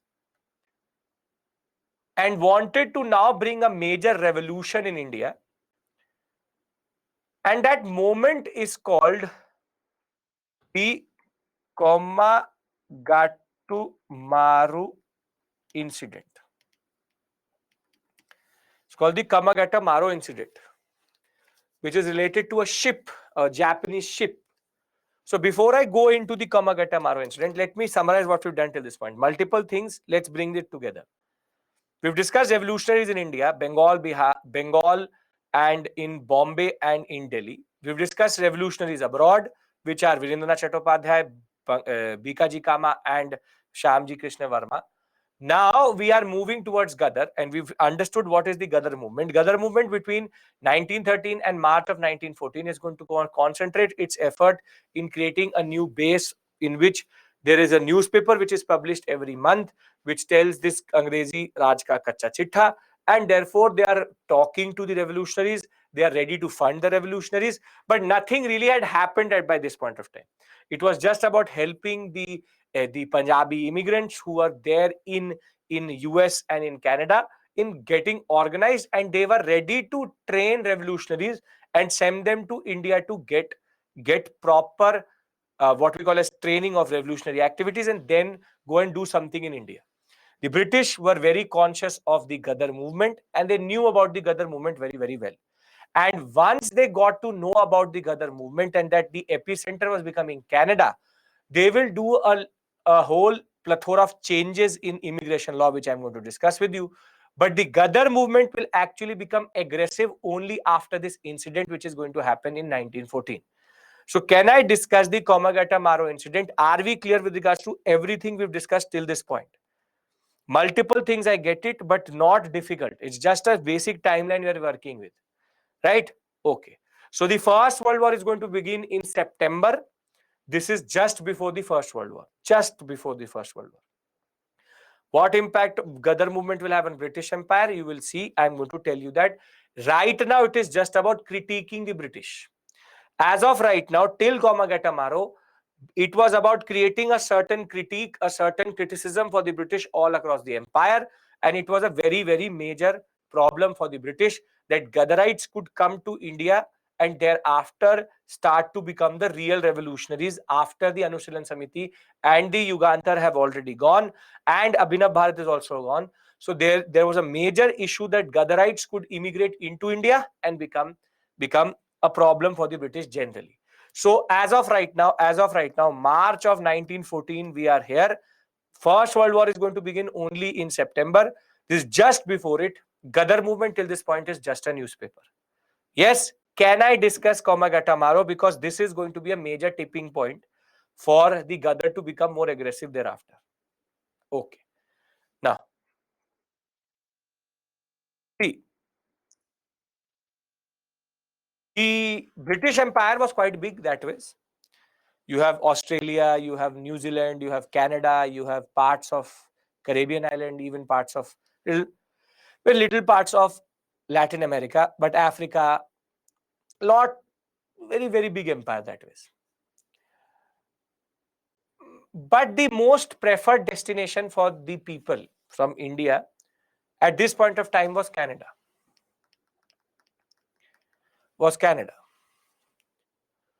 And with Canada becoming the epicenter of migration, and with the revolutionary activities rising in India, there were two rules, 1905, no, not 1905, 1910 and 1915. Between 1910 and 1915, there were a certain plethora of rules which were changed, but we are not concerned about the 1915 one. Rather, we'll concentrate in the 1910 change in immigration law. 1910 immigration laws of Canada were changed. So previously it was easier to go to Canada. So before 1910, a person most probably used to take a steamship from Calcutta. They used to go from the states of Malacca to the place called Hong Kong. From Hong Kong, you could go to Yokohama in Japan, and from Yokohama, then you cross the Pacific. You cross the Pacific Ocean and reach the Vancouver sector, Vancouver in Canada. So basically, you can see that you can't go straight to Japan, straight to America or Canada. You have to first go to Southeast Asia, then move to Japan.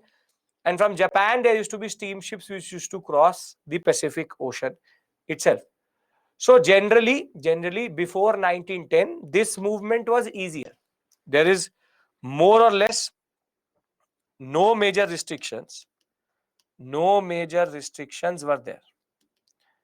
But now what the British see is that between 1900 and 1910, there is a major spike, major increase in Indian population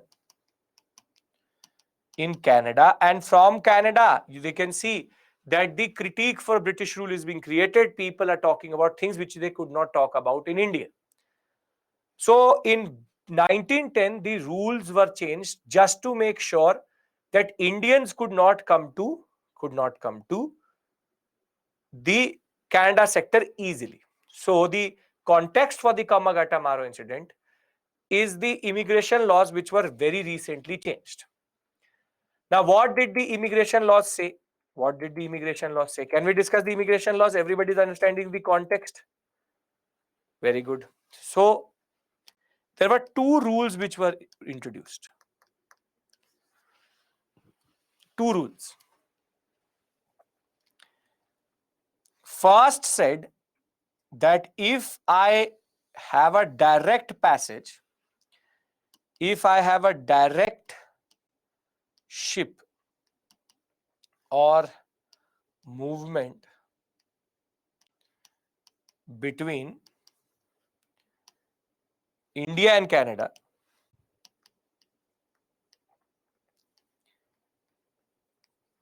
which was already very, very rare,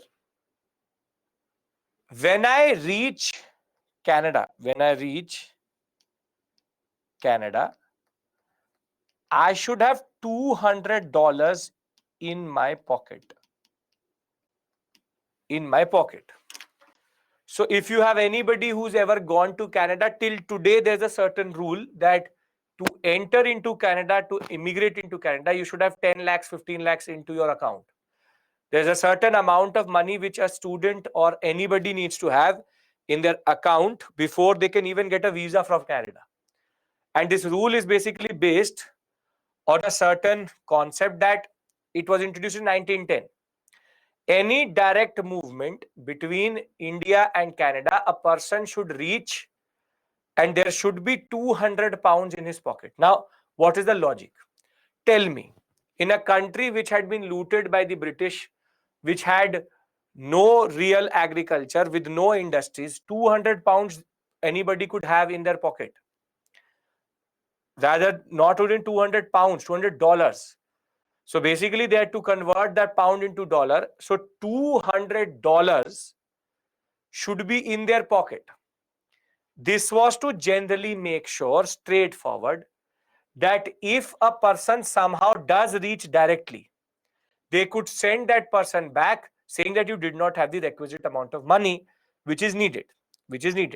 If you take a direct boat from Bombay to any city in Canada, if you do not have $200 in your pocket, the Canadian authorities can send you back.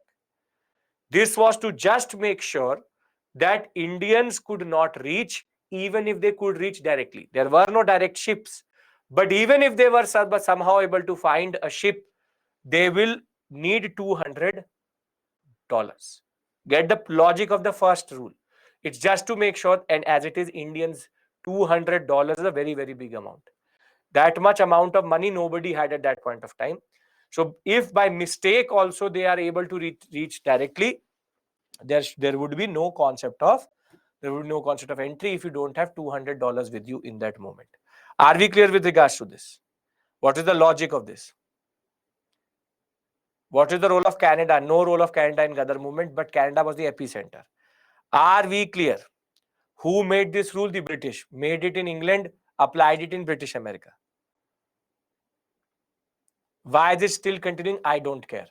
Tell me, Canada, $200 in my pocket if it is direct ship. Are we clear with regards to the first rule? Okay. Now, yes, this means that they did not want Indians to come to Canada. Yes, that is the basic point here.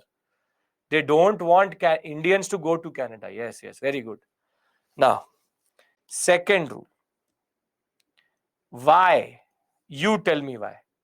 Would the British want Indians to spread the message across the world that the Britishers are looters, that the Britishers are bastards, that the Britishers are destroying India, that the Britishers are nothing but good for nothing? Do you want Indians to spread across India, across the world? You tell me. Does the world right now want Indians to spread across the world? So you are talking like you live in 2023, don't know why would a country not want anybody else to enter. They don't want India is the jewel of the British. India is where they exploit it the most. They have never exploited any other country like India. So if Indians start to spread across to Canada and all, the public opinion changes. Let's not be that innocent that we don't know why they do not want them to come to India, or they don't want them to go to Canada. Are we all on the same page? Can I go talk about second? Okay. Now, the second rule is more problematic. The second rule says that if you travel between Canada and India, the ticket should be bought in country of origin and citizenship, and further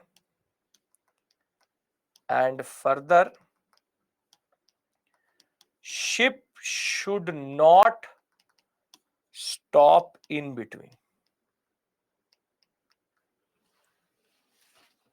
So it should be direct ship, and ticket should be bought in country of birth.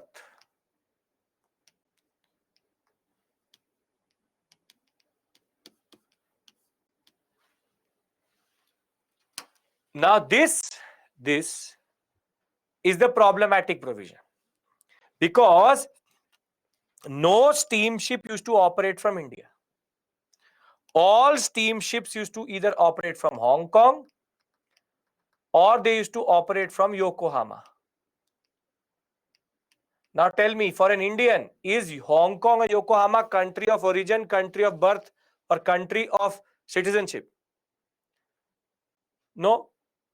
So if it isn't, then as it is, Indians get debarred. More than that, any ship which will start from Hong Kong will stop at Yokohama. But if somehow people come to Yokohama, then they're buying a ticket which is not sold in their own country of origin. So the two rules have been made in such a way that somehow Indians get rejected. First, if you do get a direct ship between Yokohama and Britain and Canada, you should have $200 in your pocket. If you don't have that, then you are deported. If you don't have the ticket from India, then again you are deported. If your ship stopped in between, then again you are deported. Somehow they wanted to make sure that the Canadian authorities are able to send Indians back. And this is what is going to happen with the 322 passengers. What are we are clear with regards to the two rules. I want to apply it now on the Komagata Maru. Yes, we are clear with regards to two rules. Direct passage, then $200. If not, direct passage should be there. Country of origin should be the ticket itself. Okay. Do the travelers need to meet these criteria? Yes.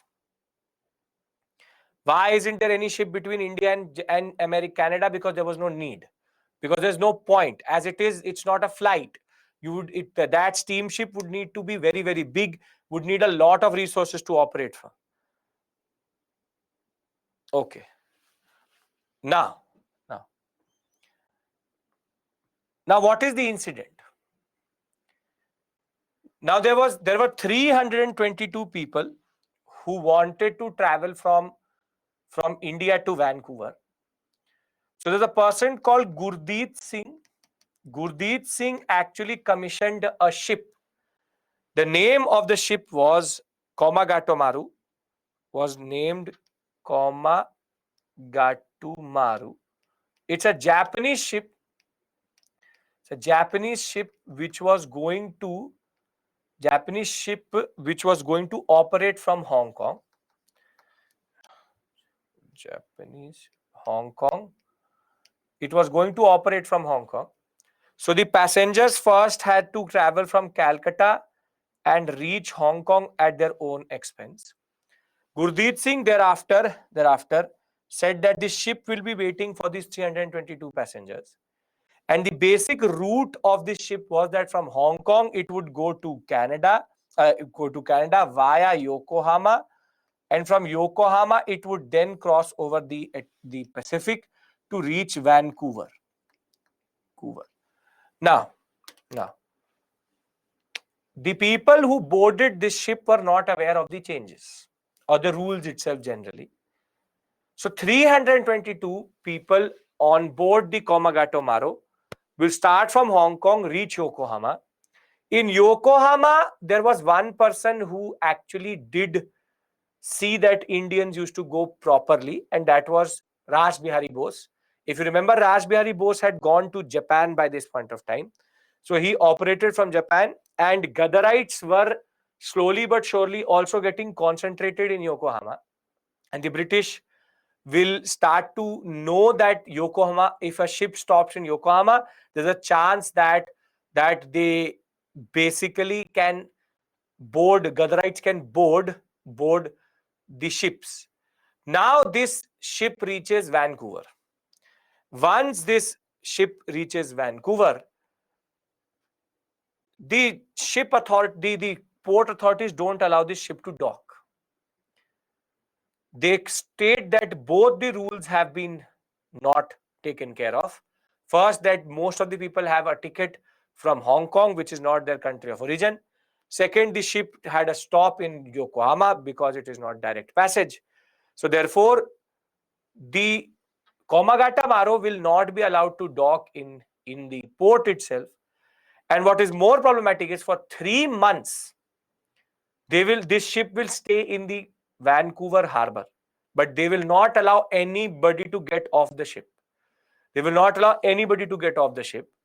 And very simply, what we see are these type of scenes where in this ship, Komagato Maru, the people were not allowed to get down only.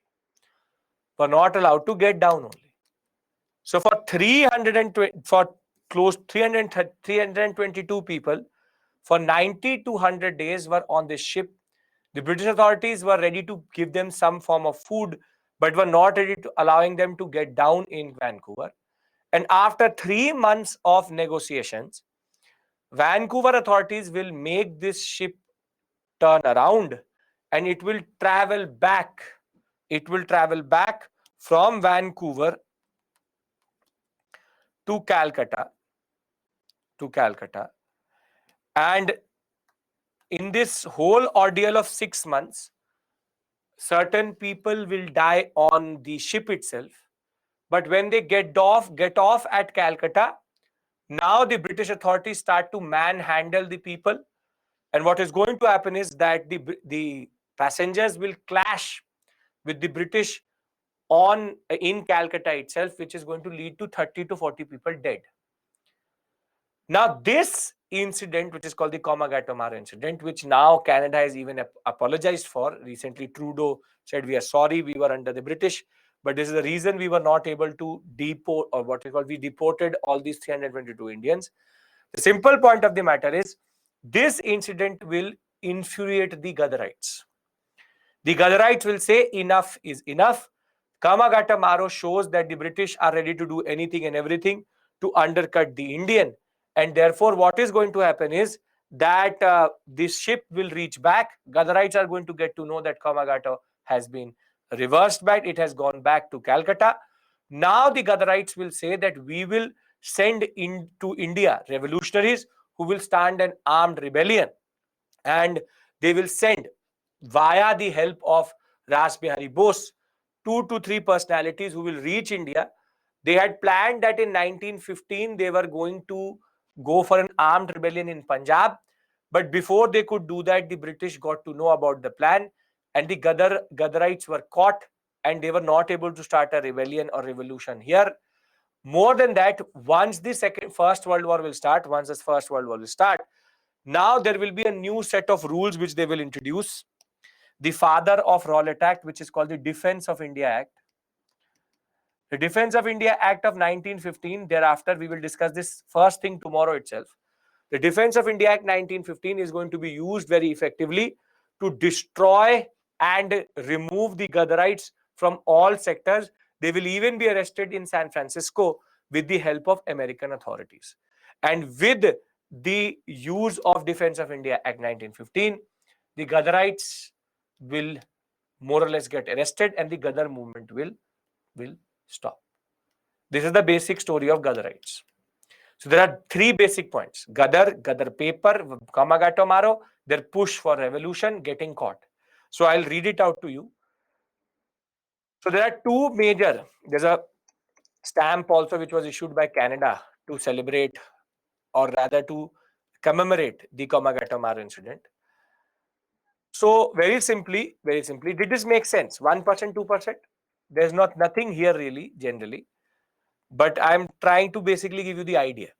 So there are two basic incidents which are going to infuriate the Ghadarites. See, first point is Ghadar movement operates in San Francisco.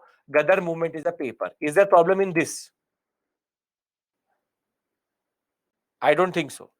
Everybody understands that there is a paper called the Ghadar. The movement is called Ghadar movement. They operate from Canada. They operate from the US, and they try to spread the message of British concept. Thereafter, there will be a turning point in their history once the Komagato Maro incident is going to happen, where a ship will be sent back because of the defense, because of the immigration laws of Canada. Is there an issue in this? No. That will infuriate the Ghadarites. So the Canada imposed strict restrictions on Indian immigration. 376 passengers will start, though 322 was the total number which will reach. Thereafter, Ghadarites will actually board the ship at Yokohama. Thereafter, they will be sent back. The basic point is, inflamed by the Ghadar movement, by the Komagato Maro incident and the outbreak of the war, Ghadar leaders wanted to launch a violent attack on the British rule in India. So they will urge fighters to go to India. Kartar Singh Sarabha and Raghubar Dayal Gupta will leave for India. Ras Bihari Bose and Sachin Sanyal will be asked to lead this movement. In Punjab, between January and February of 1915, there will be political dacoities which will start. Specifically, they will aim moneylenders and take debt records from loyalist moneylenders. So they will start to loot because they need money. However, they will fix 21st February 1915 as the day when the Ghadarites would launch a major armed revolution against the British. However, that plan will be leaked to the British. Once it will be leaked to the British, thereafter, the British will crack down on the Ghadarites. And what will happen is that in 1915, they will introduce what is called Defense of India rules, which will enable mass arrest. Basically, it was Rowlatt Act's father, whereas mass arrest without appeal. The regiments will be disbanded. Many leaders will be hanged and deported. Ras Bihari Bose, who had already been in Japan, will try to escape Japan also via the British itself. So Ras Bihari Bose escaped to Japan, and he will further try to evade the British in Japan. And the Ali brothers, who will become later important for us in the Khilafat movement, were also sent into what is called preventive detention. Very simple point is, Ghadar movement will cease to exist after 1915. But simple point is, see, there are three phases here. Can I discuss that with you? I've discussed the slide. Can I close the Ghadar movement? Because there's nothing here generally. Because there are simple standard facts here.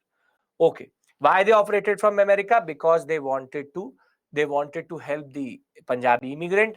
There was conflict between Indian and American labor, and it was easier to operate from Canada. Now, easier to operate from America. Now, 1913 to 1914, the Ghadar movement is basically spreading the message. However, once Komagato Maro is going to matter, Komagato Maro is going to happen, they will plan that in February of 21st, 1915, they will go for a proper armed rebellion.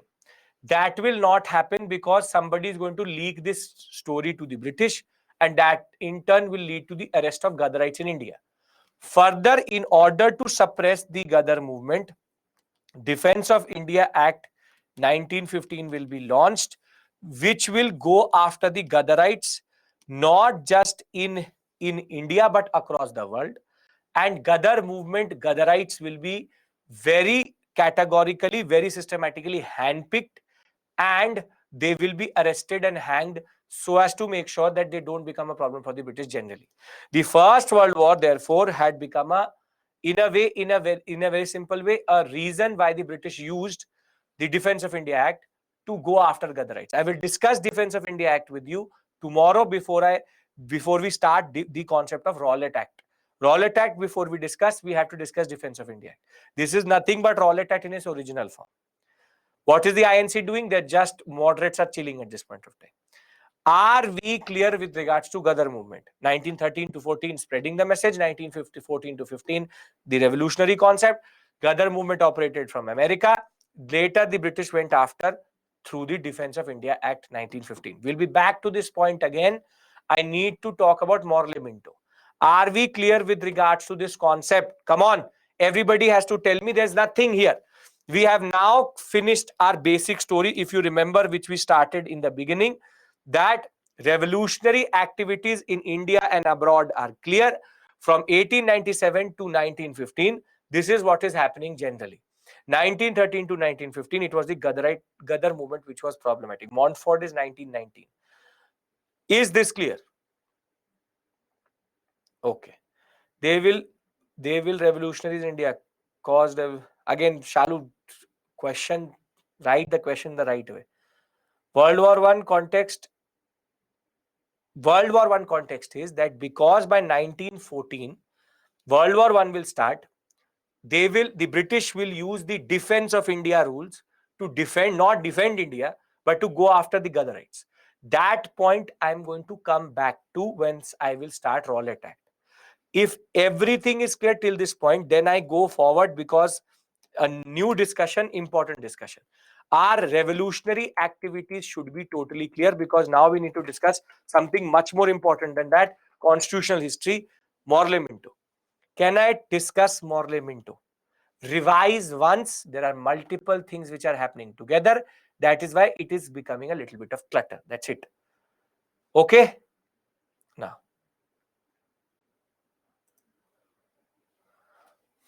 Gadarites were spread across the world, specifically in Canada and America. Okay. Could World War One be channelized against British? Again, that is an absurd statement. World War One, India is not involved vis-a-vis an aggressor. Germany is the aggressor. Separate issue altogether. Gadarites wanted to use the First World War to technically fight the British, but they were not able to. Are we clear? Okay. Now, two small topics are left. 1909 Morley Minto reforms, and thereafter what happened once the Gadar movement phased out, and what Tilak was doing in the background, which is Home Rule League. Home Rule League, Lucknow Pact. These are the three topics which are left. Lucknow Pact is a very small concept itself. Gadarites are operating from America. They will operate from America. They will send people to India. They will get arrested in India.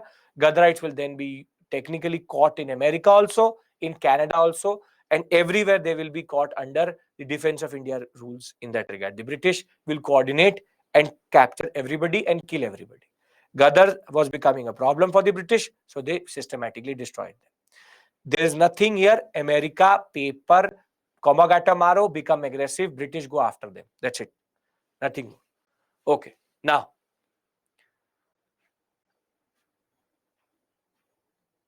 what is the second rule? Second rule was that you cannot travel between India if you don't have a ticket, from India to Canada. If you have a ticket which is not from the country of origin, then you're not allowed to enter, and the ship should not stop in between. This is the two rules. This is the second rule. First rule was if you reach directly, need to have £100, $100. That's it. So what is the issue here? Small issues, you are getting caught up somewhere. I am trying to move on. You are still pushing me there. I am now going to believe that Gadar is clear, rules are clear, Komagata is clear, revolutionary activities is clear. because I'm trying to give you a breather here. I'm very categorically delaying starting it. I'm giving you 1 minute to breathe. So I am now going to start Morley Minto because this discussion is totally very different, very important that was. Okay. Now, enough of rest. Now let's start. Now let's talk about the 1909 Government of India Act. Though technically, it's not called Government of India Act because sometimes it's also called Indian Council Act 1909. And that is why the most popular name of this act, the Indian Council Act 1909, Government of India Act 1909, is actually named after the Secretary of State, who is Morley, and the Viceroy, who is Minto. That is why it is called together Morley Minto reforms. Now, the timing of the Morley Minto reforms is very interesting.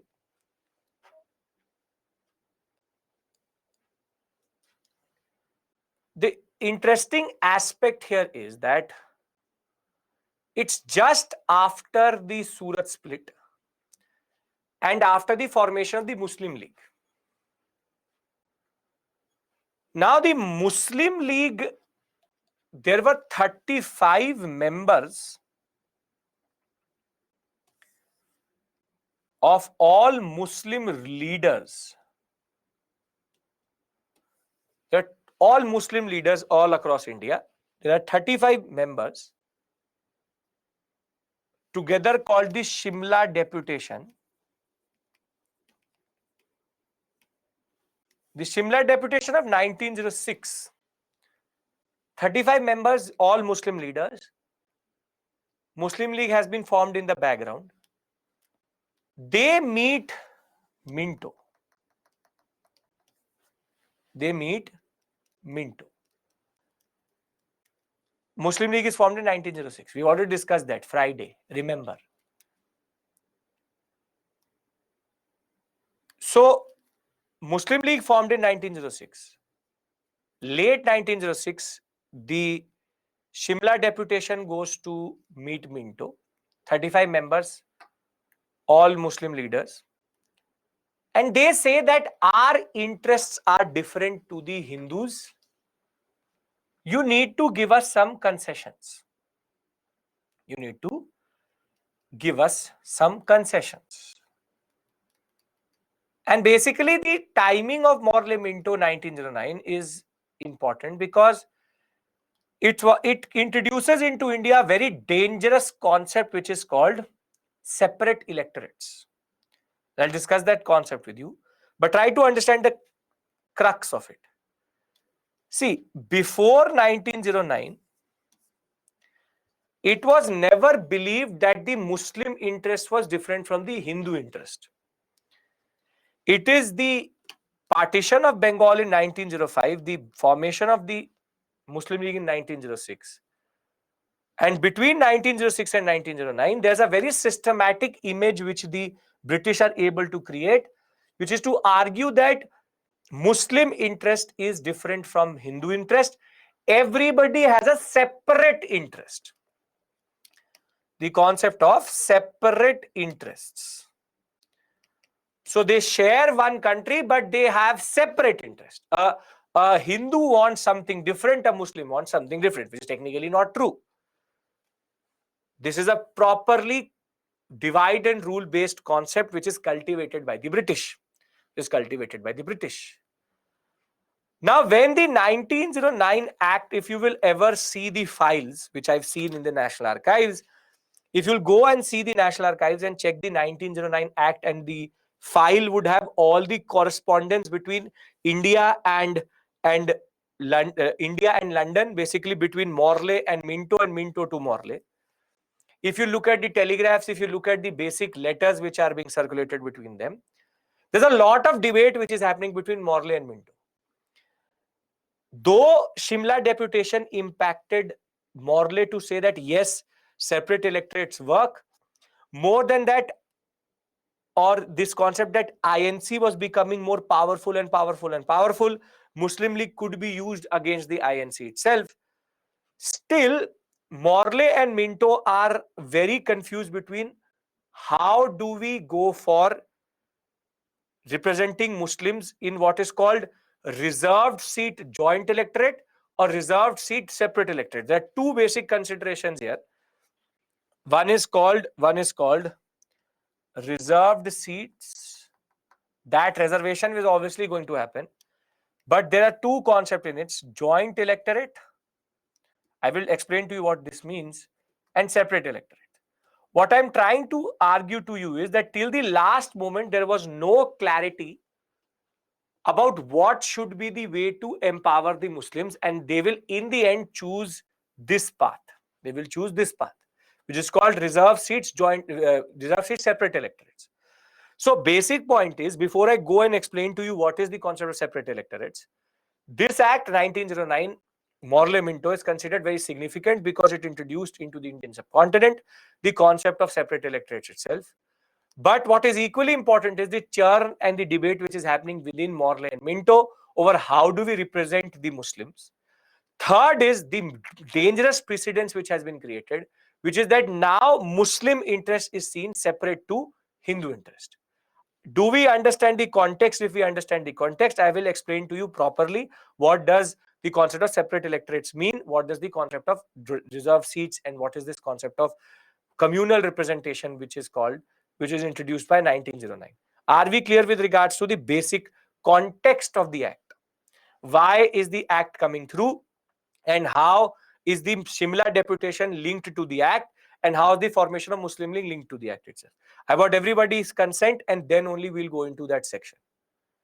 We are clear with regards to this basic understanding? Okay, very good. Come on. Great. Now, let's try to understand how does electorates work in India generally. So in India today, as of 2nd May 2023, India has two very standard systems. One is called reserve seats and the other is called first past the post system. You would know that if four of us are fighting for the elections, if I get one more vote than that person, I win. First past the post system. So let's, for example, take a constituency. Let's take a constituency as an example. Now, in this constituency,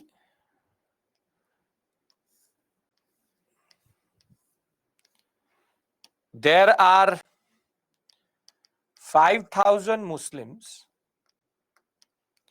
4,000 Hindus, 3,000 Christians, 2,000 Sikhs. Now, as total, it becomes how much population? Total 9,000 plus 5,000, 14,000. Very good. 14,000 is the total population. Now, as per basic data, which is the community which is in majority? Muslims. Very good. So, as per the Indian Constitution, what is going to happen is that this A constituency, the seat will be reserved for Muslims, which means that X, Y, Z, and E all are candidates which contest elections But then what is the religion of the candidates according to the Indian Constitution? What should be the religion of the candidates of this constituency? They should be Muslims, because it's a reserved seat for Muslims. All of them, A, X, Y, Z, and E, they all have to be Muslims, because it's a reserved seats for Muslims. Reserved seats for Muslims, so reserved seats for the concept of the candidate itself. Though technically we don't use communal representation, we use it for ST, SC, ST, but I'm trying to modify that concept for you. Now, when these four people will contest, in India today we have what is called reserved seats, joint electorate. So the total number of votes should be how much? Should be, very good, should be 14,000. Should be 14,000. Because though it is a Muslim reserved seat, Muslim, Hindu, Christian, Sikh, all are going to vote for these four candidates.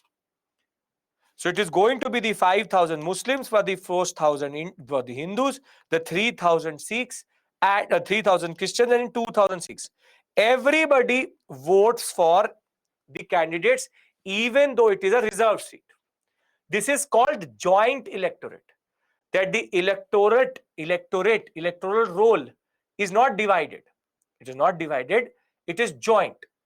So even though we have, for example, reserved the seat for SCs and STs, everybody in that constituency is going to vote for that candidate, irrespective of their status or of their category. So I hope reserved seat joint electorate makes sense.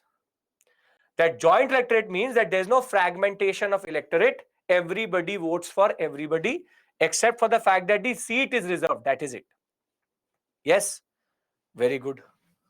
Now, what the British introduced via Morley Minto is called reserved seats and separate electorates. Remember that the first task is the same, reservation of the seat. So very simply, in this hypothetical situation, Muslims were in a majority, they were considered vulnerable. So the Indian Constitution hypothetically chose the seat to be a Muslim dominated seat. So the Muslim seat got reserved, and therefore only Muslim candidates could technically contest from this seat, and therefore the seat was reserved for a Muslim, but the electorate was joint. Now, don't ask me the logic for a hypothetical situation, but this is the hypothetical situation which is there, wherein the Muslims needed more representation. They were considered in majority also, and they were also generally given the reserve seat. Are we clear with regards to this? I don't want people to be caught up here. Joint electorate means everybody votes for everybody. The seat can be reserved, but there is no need for fragmentation of the concept of votes. Now, the British also reserved the seat. Vyashank, what is the issue? Everybody votes for everybody, irrespective of the religion of the candidate. It is a joint electorate. So if you're saying that I'm stuck, you need to tell me what is the issue. Simple point of the matter is that 14,000 people live. Muslims were given a reservation. I don't care why, but the seat gets reserved as a Muslim seat. Therefore, every candidate has to be a Muslim, but everybody votes for the concept of electorate basis. Everybody gets a vote. There is nobody who's denied a vote. Now you tell me what is the issue in this concept. Joint electorate. It is in the name itself. Now, the British introduced Morley Minto reform, and they introduced the Candidates may be from one religion, but yeah, everybody votes. Very good. Okay. Now, the British introduced a modified concept of this, which is called reserved seats, separate electorates. Now, take the same example. Let's take the same example.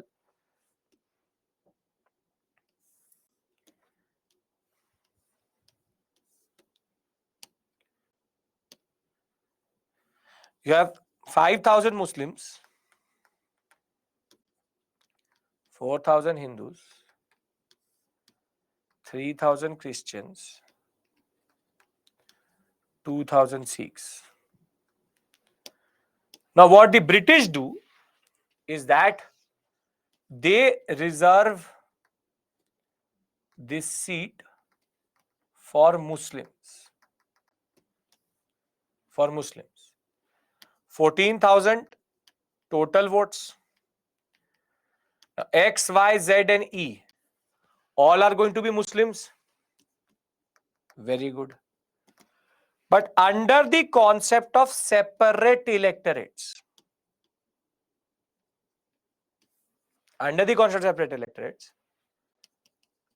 total votes is going to be only 5,000.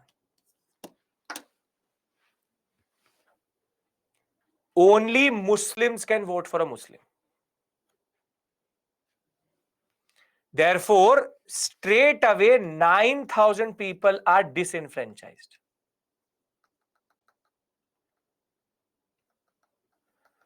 Or what we call as denied the power of vote.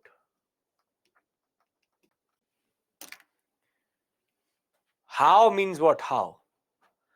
Under separate electorates, only the religion or the reserved seat religion can vote for that religion.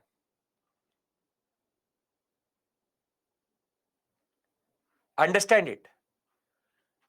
There, it was not necessary who the voter was. Here, the voter is also fragmented, separate electorates. So, you are disenfranchising. This is why it is considered a very dangerous concept.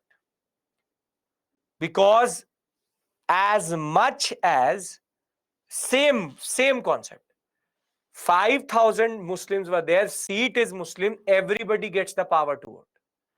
Here, only Muslims vote for a Muslim. If the seat was Christian, Christian will vote for a Christian.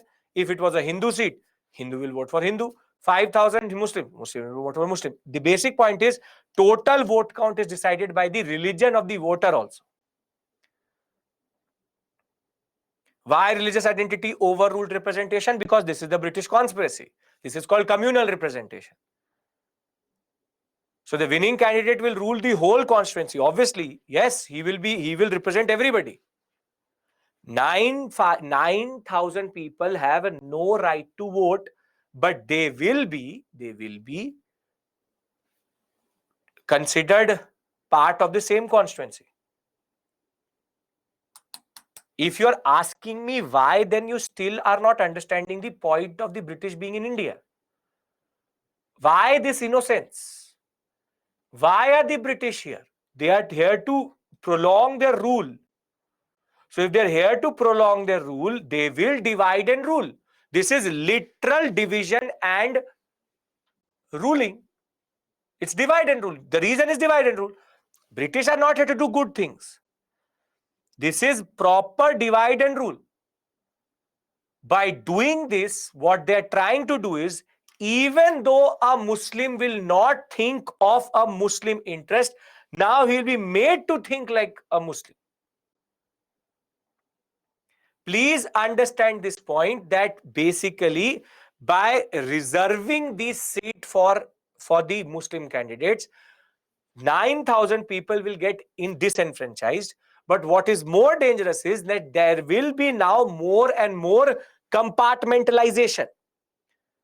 The British can divide in any way or form how they want to divide the Indian subcontinent.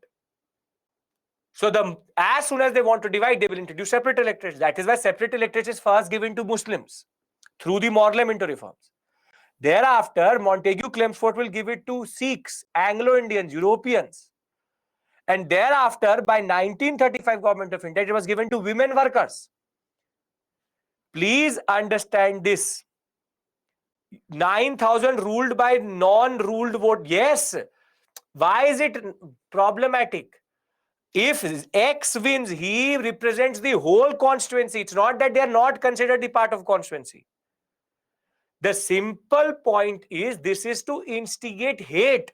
This is to make sure that separate interests are represented vis-a-vis separate electorates. This is the master stroke of what we call as communalization of politics or communal representation. So the reason is very simple. The British want to prolong rule in India, divide and rule. Simple point is, see, there is a concept of, and I'm repeating myself and then I'll go into the act. Do we understand the concept of separate electorate and joint electorate? Yes? Okay. Now, just to revise, remember in your life that reserved seat is common to both. A seat can be reserved, but it can have two basic concepts. And I can give you a very simple example also. I have to choose a class monitor out of this batch. Right? For example, there are 100 male and 100 females. For example. Now, I say that the seat for the monitor is a reserved seat for women, but joint electorate. So, how many people are going to vote for that woman candidate? 200. Very good. But now I say that no, the seat has been reserved for women, but separate electorate. Then how many people are going to vote? 100. Now what did I do? Though that monitor is going to take care of men also in class, but she is now only getting elected by her own constituency, which is 100 females. This will, what will it do? Will it instigate anger, instigate fear, instigate frustration within the men? Yes or no? It will. And that is the basic point which the British want to do. That is the basic point of this concept, that you try to show to them that everybody's interest is in separate electorate. That is why everybody will say, give us a separate electorate. First, the Muslim will get it. Then the Sikhs will say, give it to us also. Everybody will want separate electorates. So, reserve seats, joint electorate, and reserved seats, separate electorates. Under joint electorate, reserved seat, but everyone votes in constituency. This is what India follows today. However, separate electorates, reserved seat, but limited or separate voters to choose the candidate. So I think now this should be totally clear. So if this is clear, then we'll talk about 1909. So 1909 Morley Minto. There are two major provisions which are generally considered important for Morley Minto. The first is, now you know very, very well, separate electorates for Muslims was introduced. But there's one more significant thing which happens, which is that for the first time, Indian was given entry into Viceroy Executive Council, and his name was Satyendra Sinha.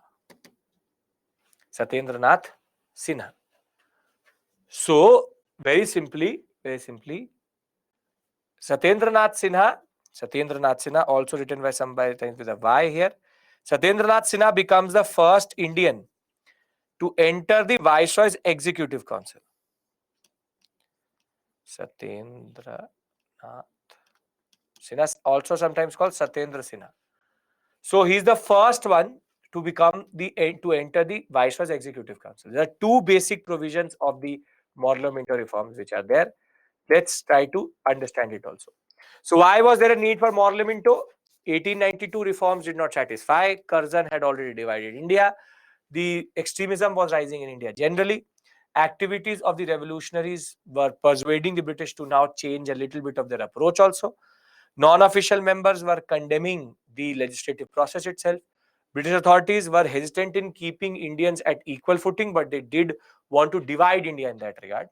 So it will increase the number of imperial and provincial legislative council, does not matter to us. Most of them were still indirectly elected, so there's no direct election. The number of members in the legislative provincial legislative councils is different, not uniform. 69 were there in central legislative council, but you again don't have to learn any of this, that how many are elected how. So there are 36 official, which means British, 5 are nominated non-officials, further 27 elected members nominated by the community itself. First Indian to get associated with the Viceroy's Executive Council is Satyendra Sinha. But what is the most important concept is that 2 Indians will now be added to the India office in London also. So the Secretary of State will also get 2 Indians in his office. Legislative Council word is going to be used for the first time for the provincial legislative councils. There will be representation of zamindars, presidency, corporations, universities. But this is the major concept, separate electorates. Besides separate electorates for Muslim, they were also given representation in excess of their population. So in India, one constituency is created according to how much population today? Delimitation is according to how much? Yes, 1 million or 10 lakh. So according to 1 million population, you divide a constituency. Now, in the basic concept was that even when the Muslim population was not in majority in that 10 lakh or in that constituency, they were still given reserved seats. Their income qualification was kept lower than Hindus itself, and Lord Minto is generally considered the father of communal electorate and communal politics in India generally. So the 1909 the 1909 Morley Minto reforms. 3 basic things you need to remember, and I'll write it down for you. First is separate electorates. Second is Viceroy Executive Council Satyendra Nath Sinha plus 2 Indians into Secretary of State office. And third, the simple concept of expansion of central and provincial legislative council. There's no need to make that structure. The structure is the same. If you want the structure, you have Secretary of State plus 15. He operates to the Governor General and Viceroy. Thereafter, he operates via the governors. He has his own Executive Council and Legislative Council. And it is here where the Indian makes entry, but that is not important here. The structure is not touched. It is either these 3 points which are important. Are we clear with regards to these 3 points? Generally, there is no issue in understanding them, right? So, Morley Minto, if they ask you what are the 3 major provisions, you can write that. No issues? Generally, no issues. Very good. Perfect. Now, thereafter 1992 allowed legislative nominated, but sir, See, Aliza, you are saying nominated to Legislative Council. Here we're talking about not nomination to Legislative Council, but to Executive Council. That is the first time. Raja of Banaras was there, but he was given to Legislative Council, not to the concept of this is expansion of central and provincial legislative council means seats have been increased. That doesn't really matter. So previously, Indians were only nominated to legislative councils, not to executive council. This is the first time they've done it. And 2 Indians into Secretary of State office is also very, very significant that way. So are we clear with regards to Morley Minto? I told you multiple small topics. It should not be an issue generally. Now, we end with the discussion about 2 things.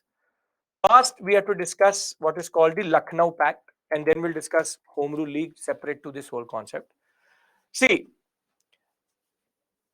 if you remember, 9 years before, in 1907, somebody threw a shoe on Firoz Shah Mehta, and that in turn led to the Surat split. Very good. The Surat split was the moderates expelling the extremists out of the INC. But if you've realized one thing, what I've been discussing for the past 3.5 hours is that the INC has not been mentioned once. I have not mentioned the INC not even once till this point. And that is what actually INC had become. Between 1907 to 1916, for 9 years, moderates were chilling in the INC. INC became a holiday which used to happen every December. They used to meet on different locations. Moderates were technically made the INC useless. So by 1916, two things happened. First, Gopal Krishna Gokhale and Firoz Shah Mehta die. So the two people who actually got the chappal on their head or the shoe on their head were now dead. And generally, the moderates started to realize that the INC is useless without the extremists. And if we have to make sure that political inactivity is not followed generally, the simple point of the matter is that the moderates need to now change their approach. And the Lucknow Pact is considered important because finally, the moderates and the extremists were ready to come under the same fold, or the extremists were given back entry into the INC. Ambika Charan Majumdar, AC Majumdar, was the president at that point of time. Because Firoz Shah Mehta, sometimes written like this also, Firoz Shah Mehta and Gokhale were dead, old controversies were forgotten, and both moderates and extremists realized that the split was only leading to political inactivity, which was not good for India generally. And therefore, the Lucknow Pact was signed, in which moderates finally allowed the extremists to also join the INC. So the Surat split ends with the Lucknow Pact. But what is even more interesting is, at this point of time, even the Muslim League was showing unity vis-a-vis India, vis-a-vis the Congress. Jinnah, though Madan Mohan Malviya did not like the way Muslim League was going to use the Congress, INC also went into a pact with the Muslim League that we will use the joint platform of Muslim League and Congress to negotiate with the British. And the reason for this I will tell you tomorrow when I'll talk about Gandhi. Because Gandhi had come by 1915 back to India, and he was able to convince all of them that basically it was in their interest to come together. And basically, the Lucknow Pact is a direct consequence of Gandhi coming back. And therefore, we will discuss this concept, Africa and all, South Africa will discuss tomorrow, everything we'll discuss tomorrow. Simple point is, Gandhi's advent into India was also followed by the INC forgetting all its differences. And even the Muslim League, which was too insignificant at this point of time, though, also coming together with the Congress, though they had already been given a separate electorate in 1909. So Lucknow Pact is considered a very major moment in Indian history, because now INC is going to come back to its senses, and the hibernation of for 9 years was now over. So if somebody asks you, Lucknow Pact is between whom? Moderates, extremists, Congress and the Muslim League. Any issue? We'll talk about non-cooperation Khilafat, don't worry. Don't worry about that. I will discuss this relationship important. Lucknow Pact, there should be no issue. Moderate extremists plus Muslim League, basically Congress plus Muslim League and the moderate extremists come together. Where were the Muslims given separate electors? All across different provincial legislative assemblies. That doesn't matter to you. Can I discuss last Home Rule League and we can end our discussion for today? Okay, very good. Now, Tilak is again out of the picture. He is that one personality who will obviously never remain silent against the British. Now, the Home Rule League movement is basically a response of the Indians to the First World War and the death of the Ghadar movement. Once the Ghadar movement declines, it is actually the Home Rule League movement which takes the political inactivity forward. So basically, Ghadar has ended. Ghadar has ended. INC still is blind to it. It is like an old man in a Apple shop. It had no understanding of what was actually happening. So they were still trying to find their way where to go. INC is also generally blind to what is happening as of right now. So Ghadar movement generally does not have, is technically taken down by the British itself, while the INC more or less is still, moderates are ready to meet every year in December, and Tilak itself used to call it a holiday. Every year 3 days used to meet, and Tilak was now getting more and more frustrated as it is he was not allowed in the INC. So now Tilak will meet a personality called Annie Besant. Annie Besant was in India. Why not allowed? Surat split. Annie Besant was in India for a very long time by this point of time. Basically, she was part of a body which is called the Theosophical Society. Theosophical Society. Yes, she's a Scot. She's a Scot. She's a not technically a Scot. She's an Irish woman. She's an Irish woman. She was part of the Theosophical Society. Theosophical Society was in America also. Theosophical Society is that concept. Madam Bratislava, who used to argue everybody is together, universal brotherhood. Theosophical Society still exists. If you've been into Chennai, you will find it. There's a very simple, there's a can't call it a missionary, but there's an office of the Theosophical Society today till today in Madras, in Chennai in that regard. So Theosophical Society argues everybody is together, everybody is this and that. And Annie Besant was in India as an Irish woman. And Tilak is going to get, technically is going to contact, or rather Annie Besant is going to contact Tilak. And at this point of time in Ireland, there was a movement which is called the Irish Home Rule League. So if you know that basically UK is not one country, but you have UK, which is England, Northern Ireland, Scotland and Wales. All these four coming together, this is called the United Kingdom. So United Kingdom, Ireland at this point of time was actually fighting for independence from the British. And there was this concept of Irish Home Rule League movement, that we want our own home rule. Inspired by this concept, Annie Besant proposed that in India also we should have an all India Home Rule League movement. And Tilak was convinced by this understanding that we needed a movement which was much more current and was actually not happening 3 days a year, but was throughout the year pushing for nationalism. But the problem is that not everybody would trust an Irish woman. Not everybody was obviously going to trust an Irish woman.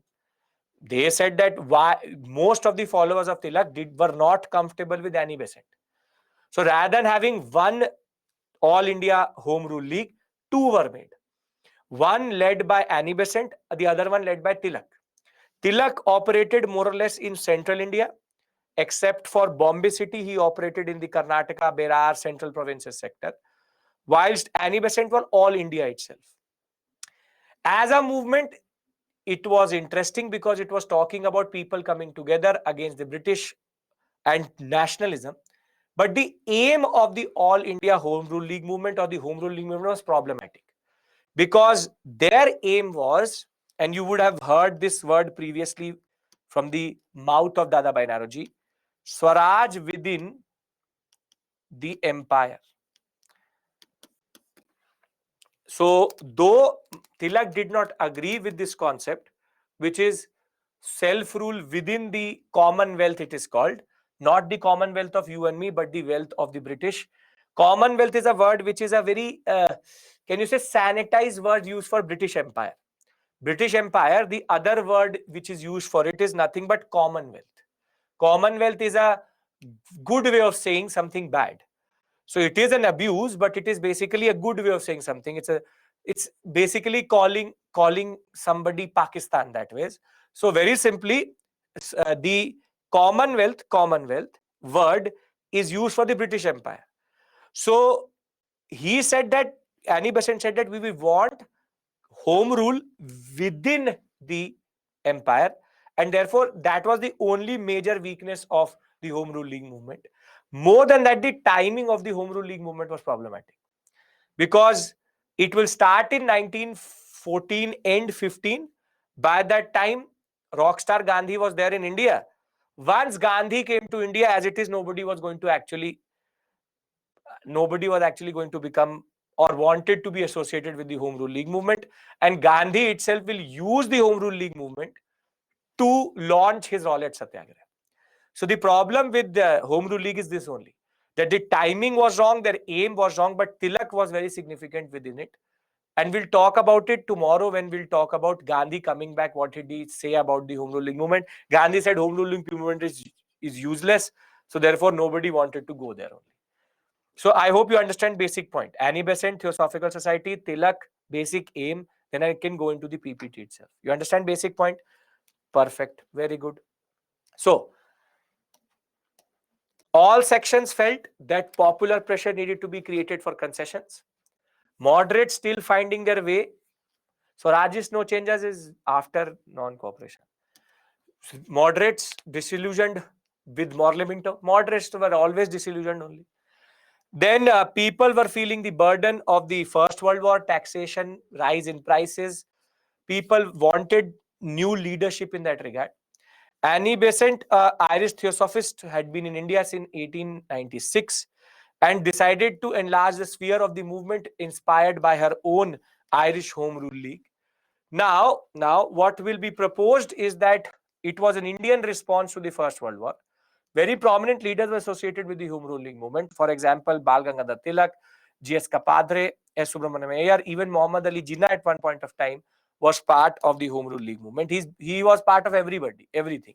He was part of Congress also at one point of time. He was part of Home Rule League movement. Somewhere he just gets power. Jahan power milega, wahan Jinnah hoga. That is the basic point.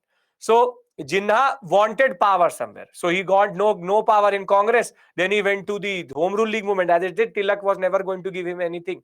That is why he will go to the Muslim League. In the Muslim League also, he was for a very long time, nobody really cared about Jinnah. So what was decided was that the main objective was demanding self-government or home rule for all of India within British Commonwealth. Commonwealth means empire. And though they were not able to produce one, but they were able to produce two. The two is that you have one home rule league led by Bal Gangadhar Tilak, other by Annie Besant. So Tilak's home rule league movement used to operate from Belgaum. Pune was first meeting was in Belgaum. Pune was at the headquarters. Now, please remember, this is where the questions are asked. Yes, all former empires are called Commonwealth. That is why you would have seen in Commonwealth games, there's no China. There's no China. That is the reason, because all Commonwealth countries are, except for some which were added later, all British colonies. So, Pune was the headquarters.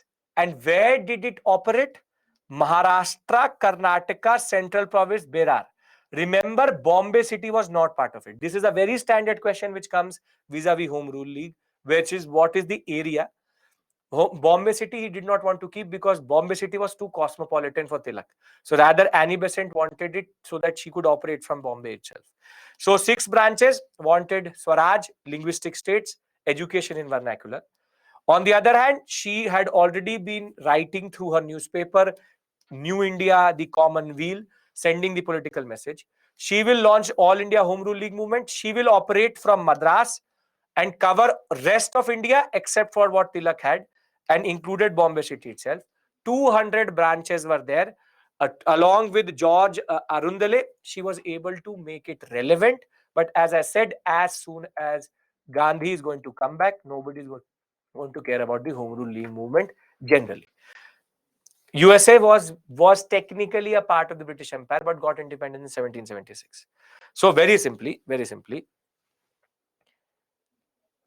before we end for today, I'll take your 1 minute. What have we covered? We've covered revolutionary activities between technically between 1897 and 1915. We've also discussed revolutionaries abroad, Gadar movement, Rendranath Chattopadhyay and all.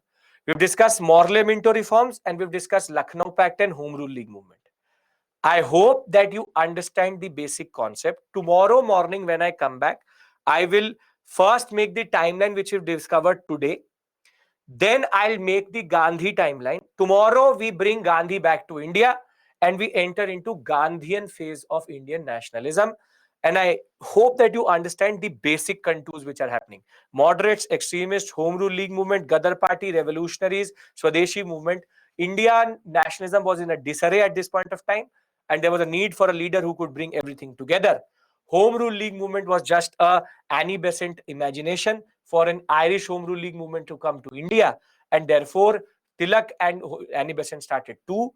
Tilak had a limited space. Annie Besant All India will become useless as soon as Gandhi will come.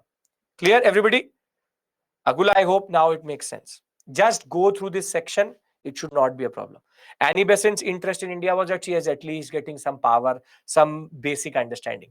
We don't go into the motives of her. She was considered a person who sympathized with the Indian cause. She hated the British. We hated the British. That was the common cause itself.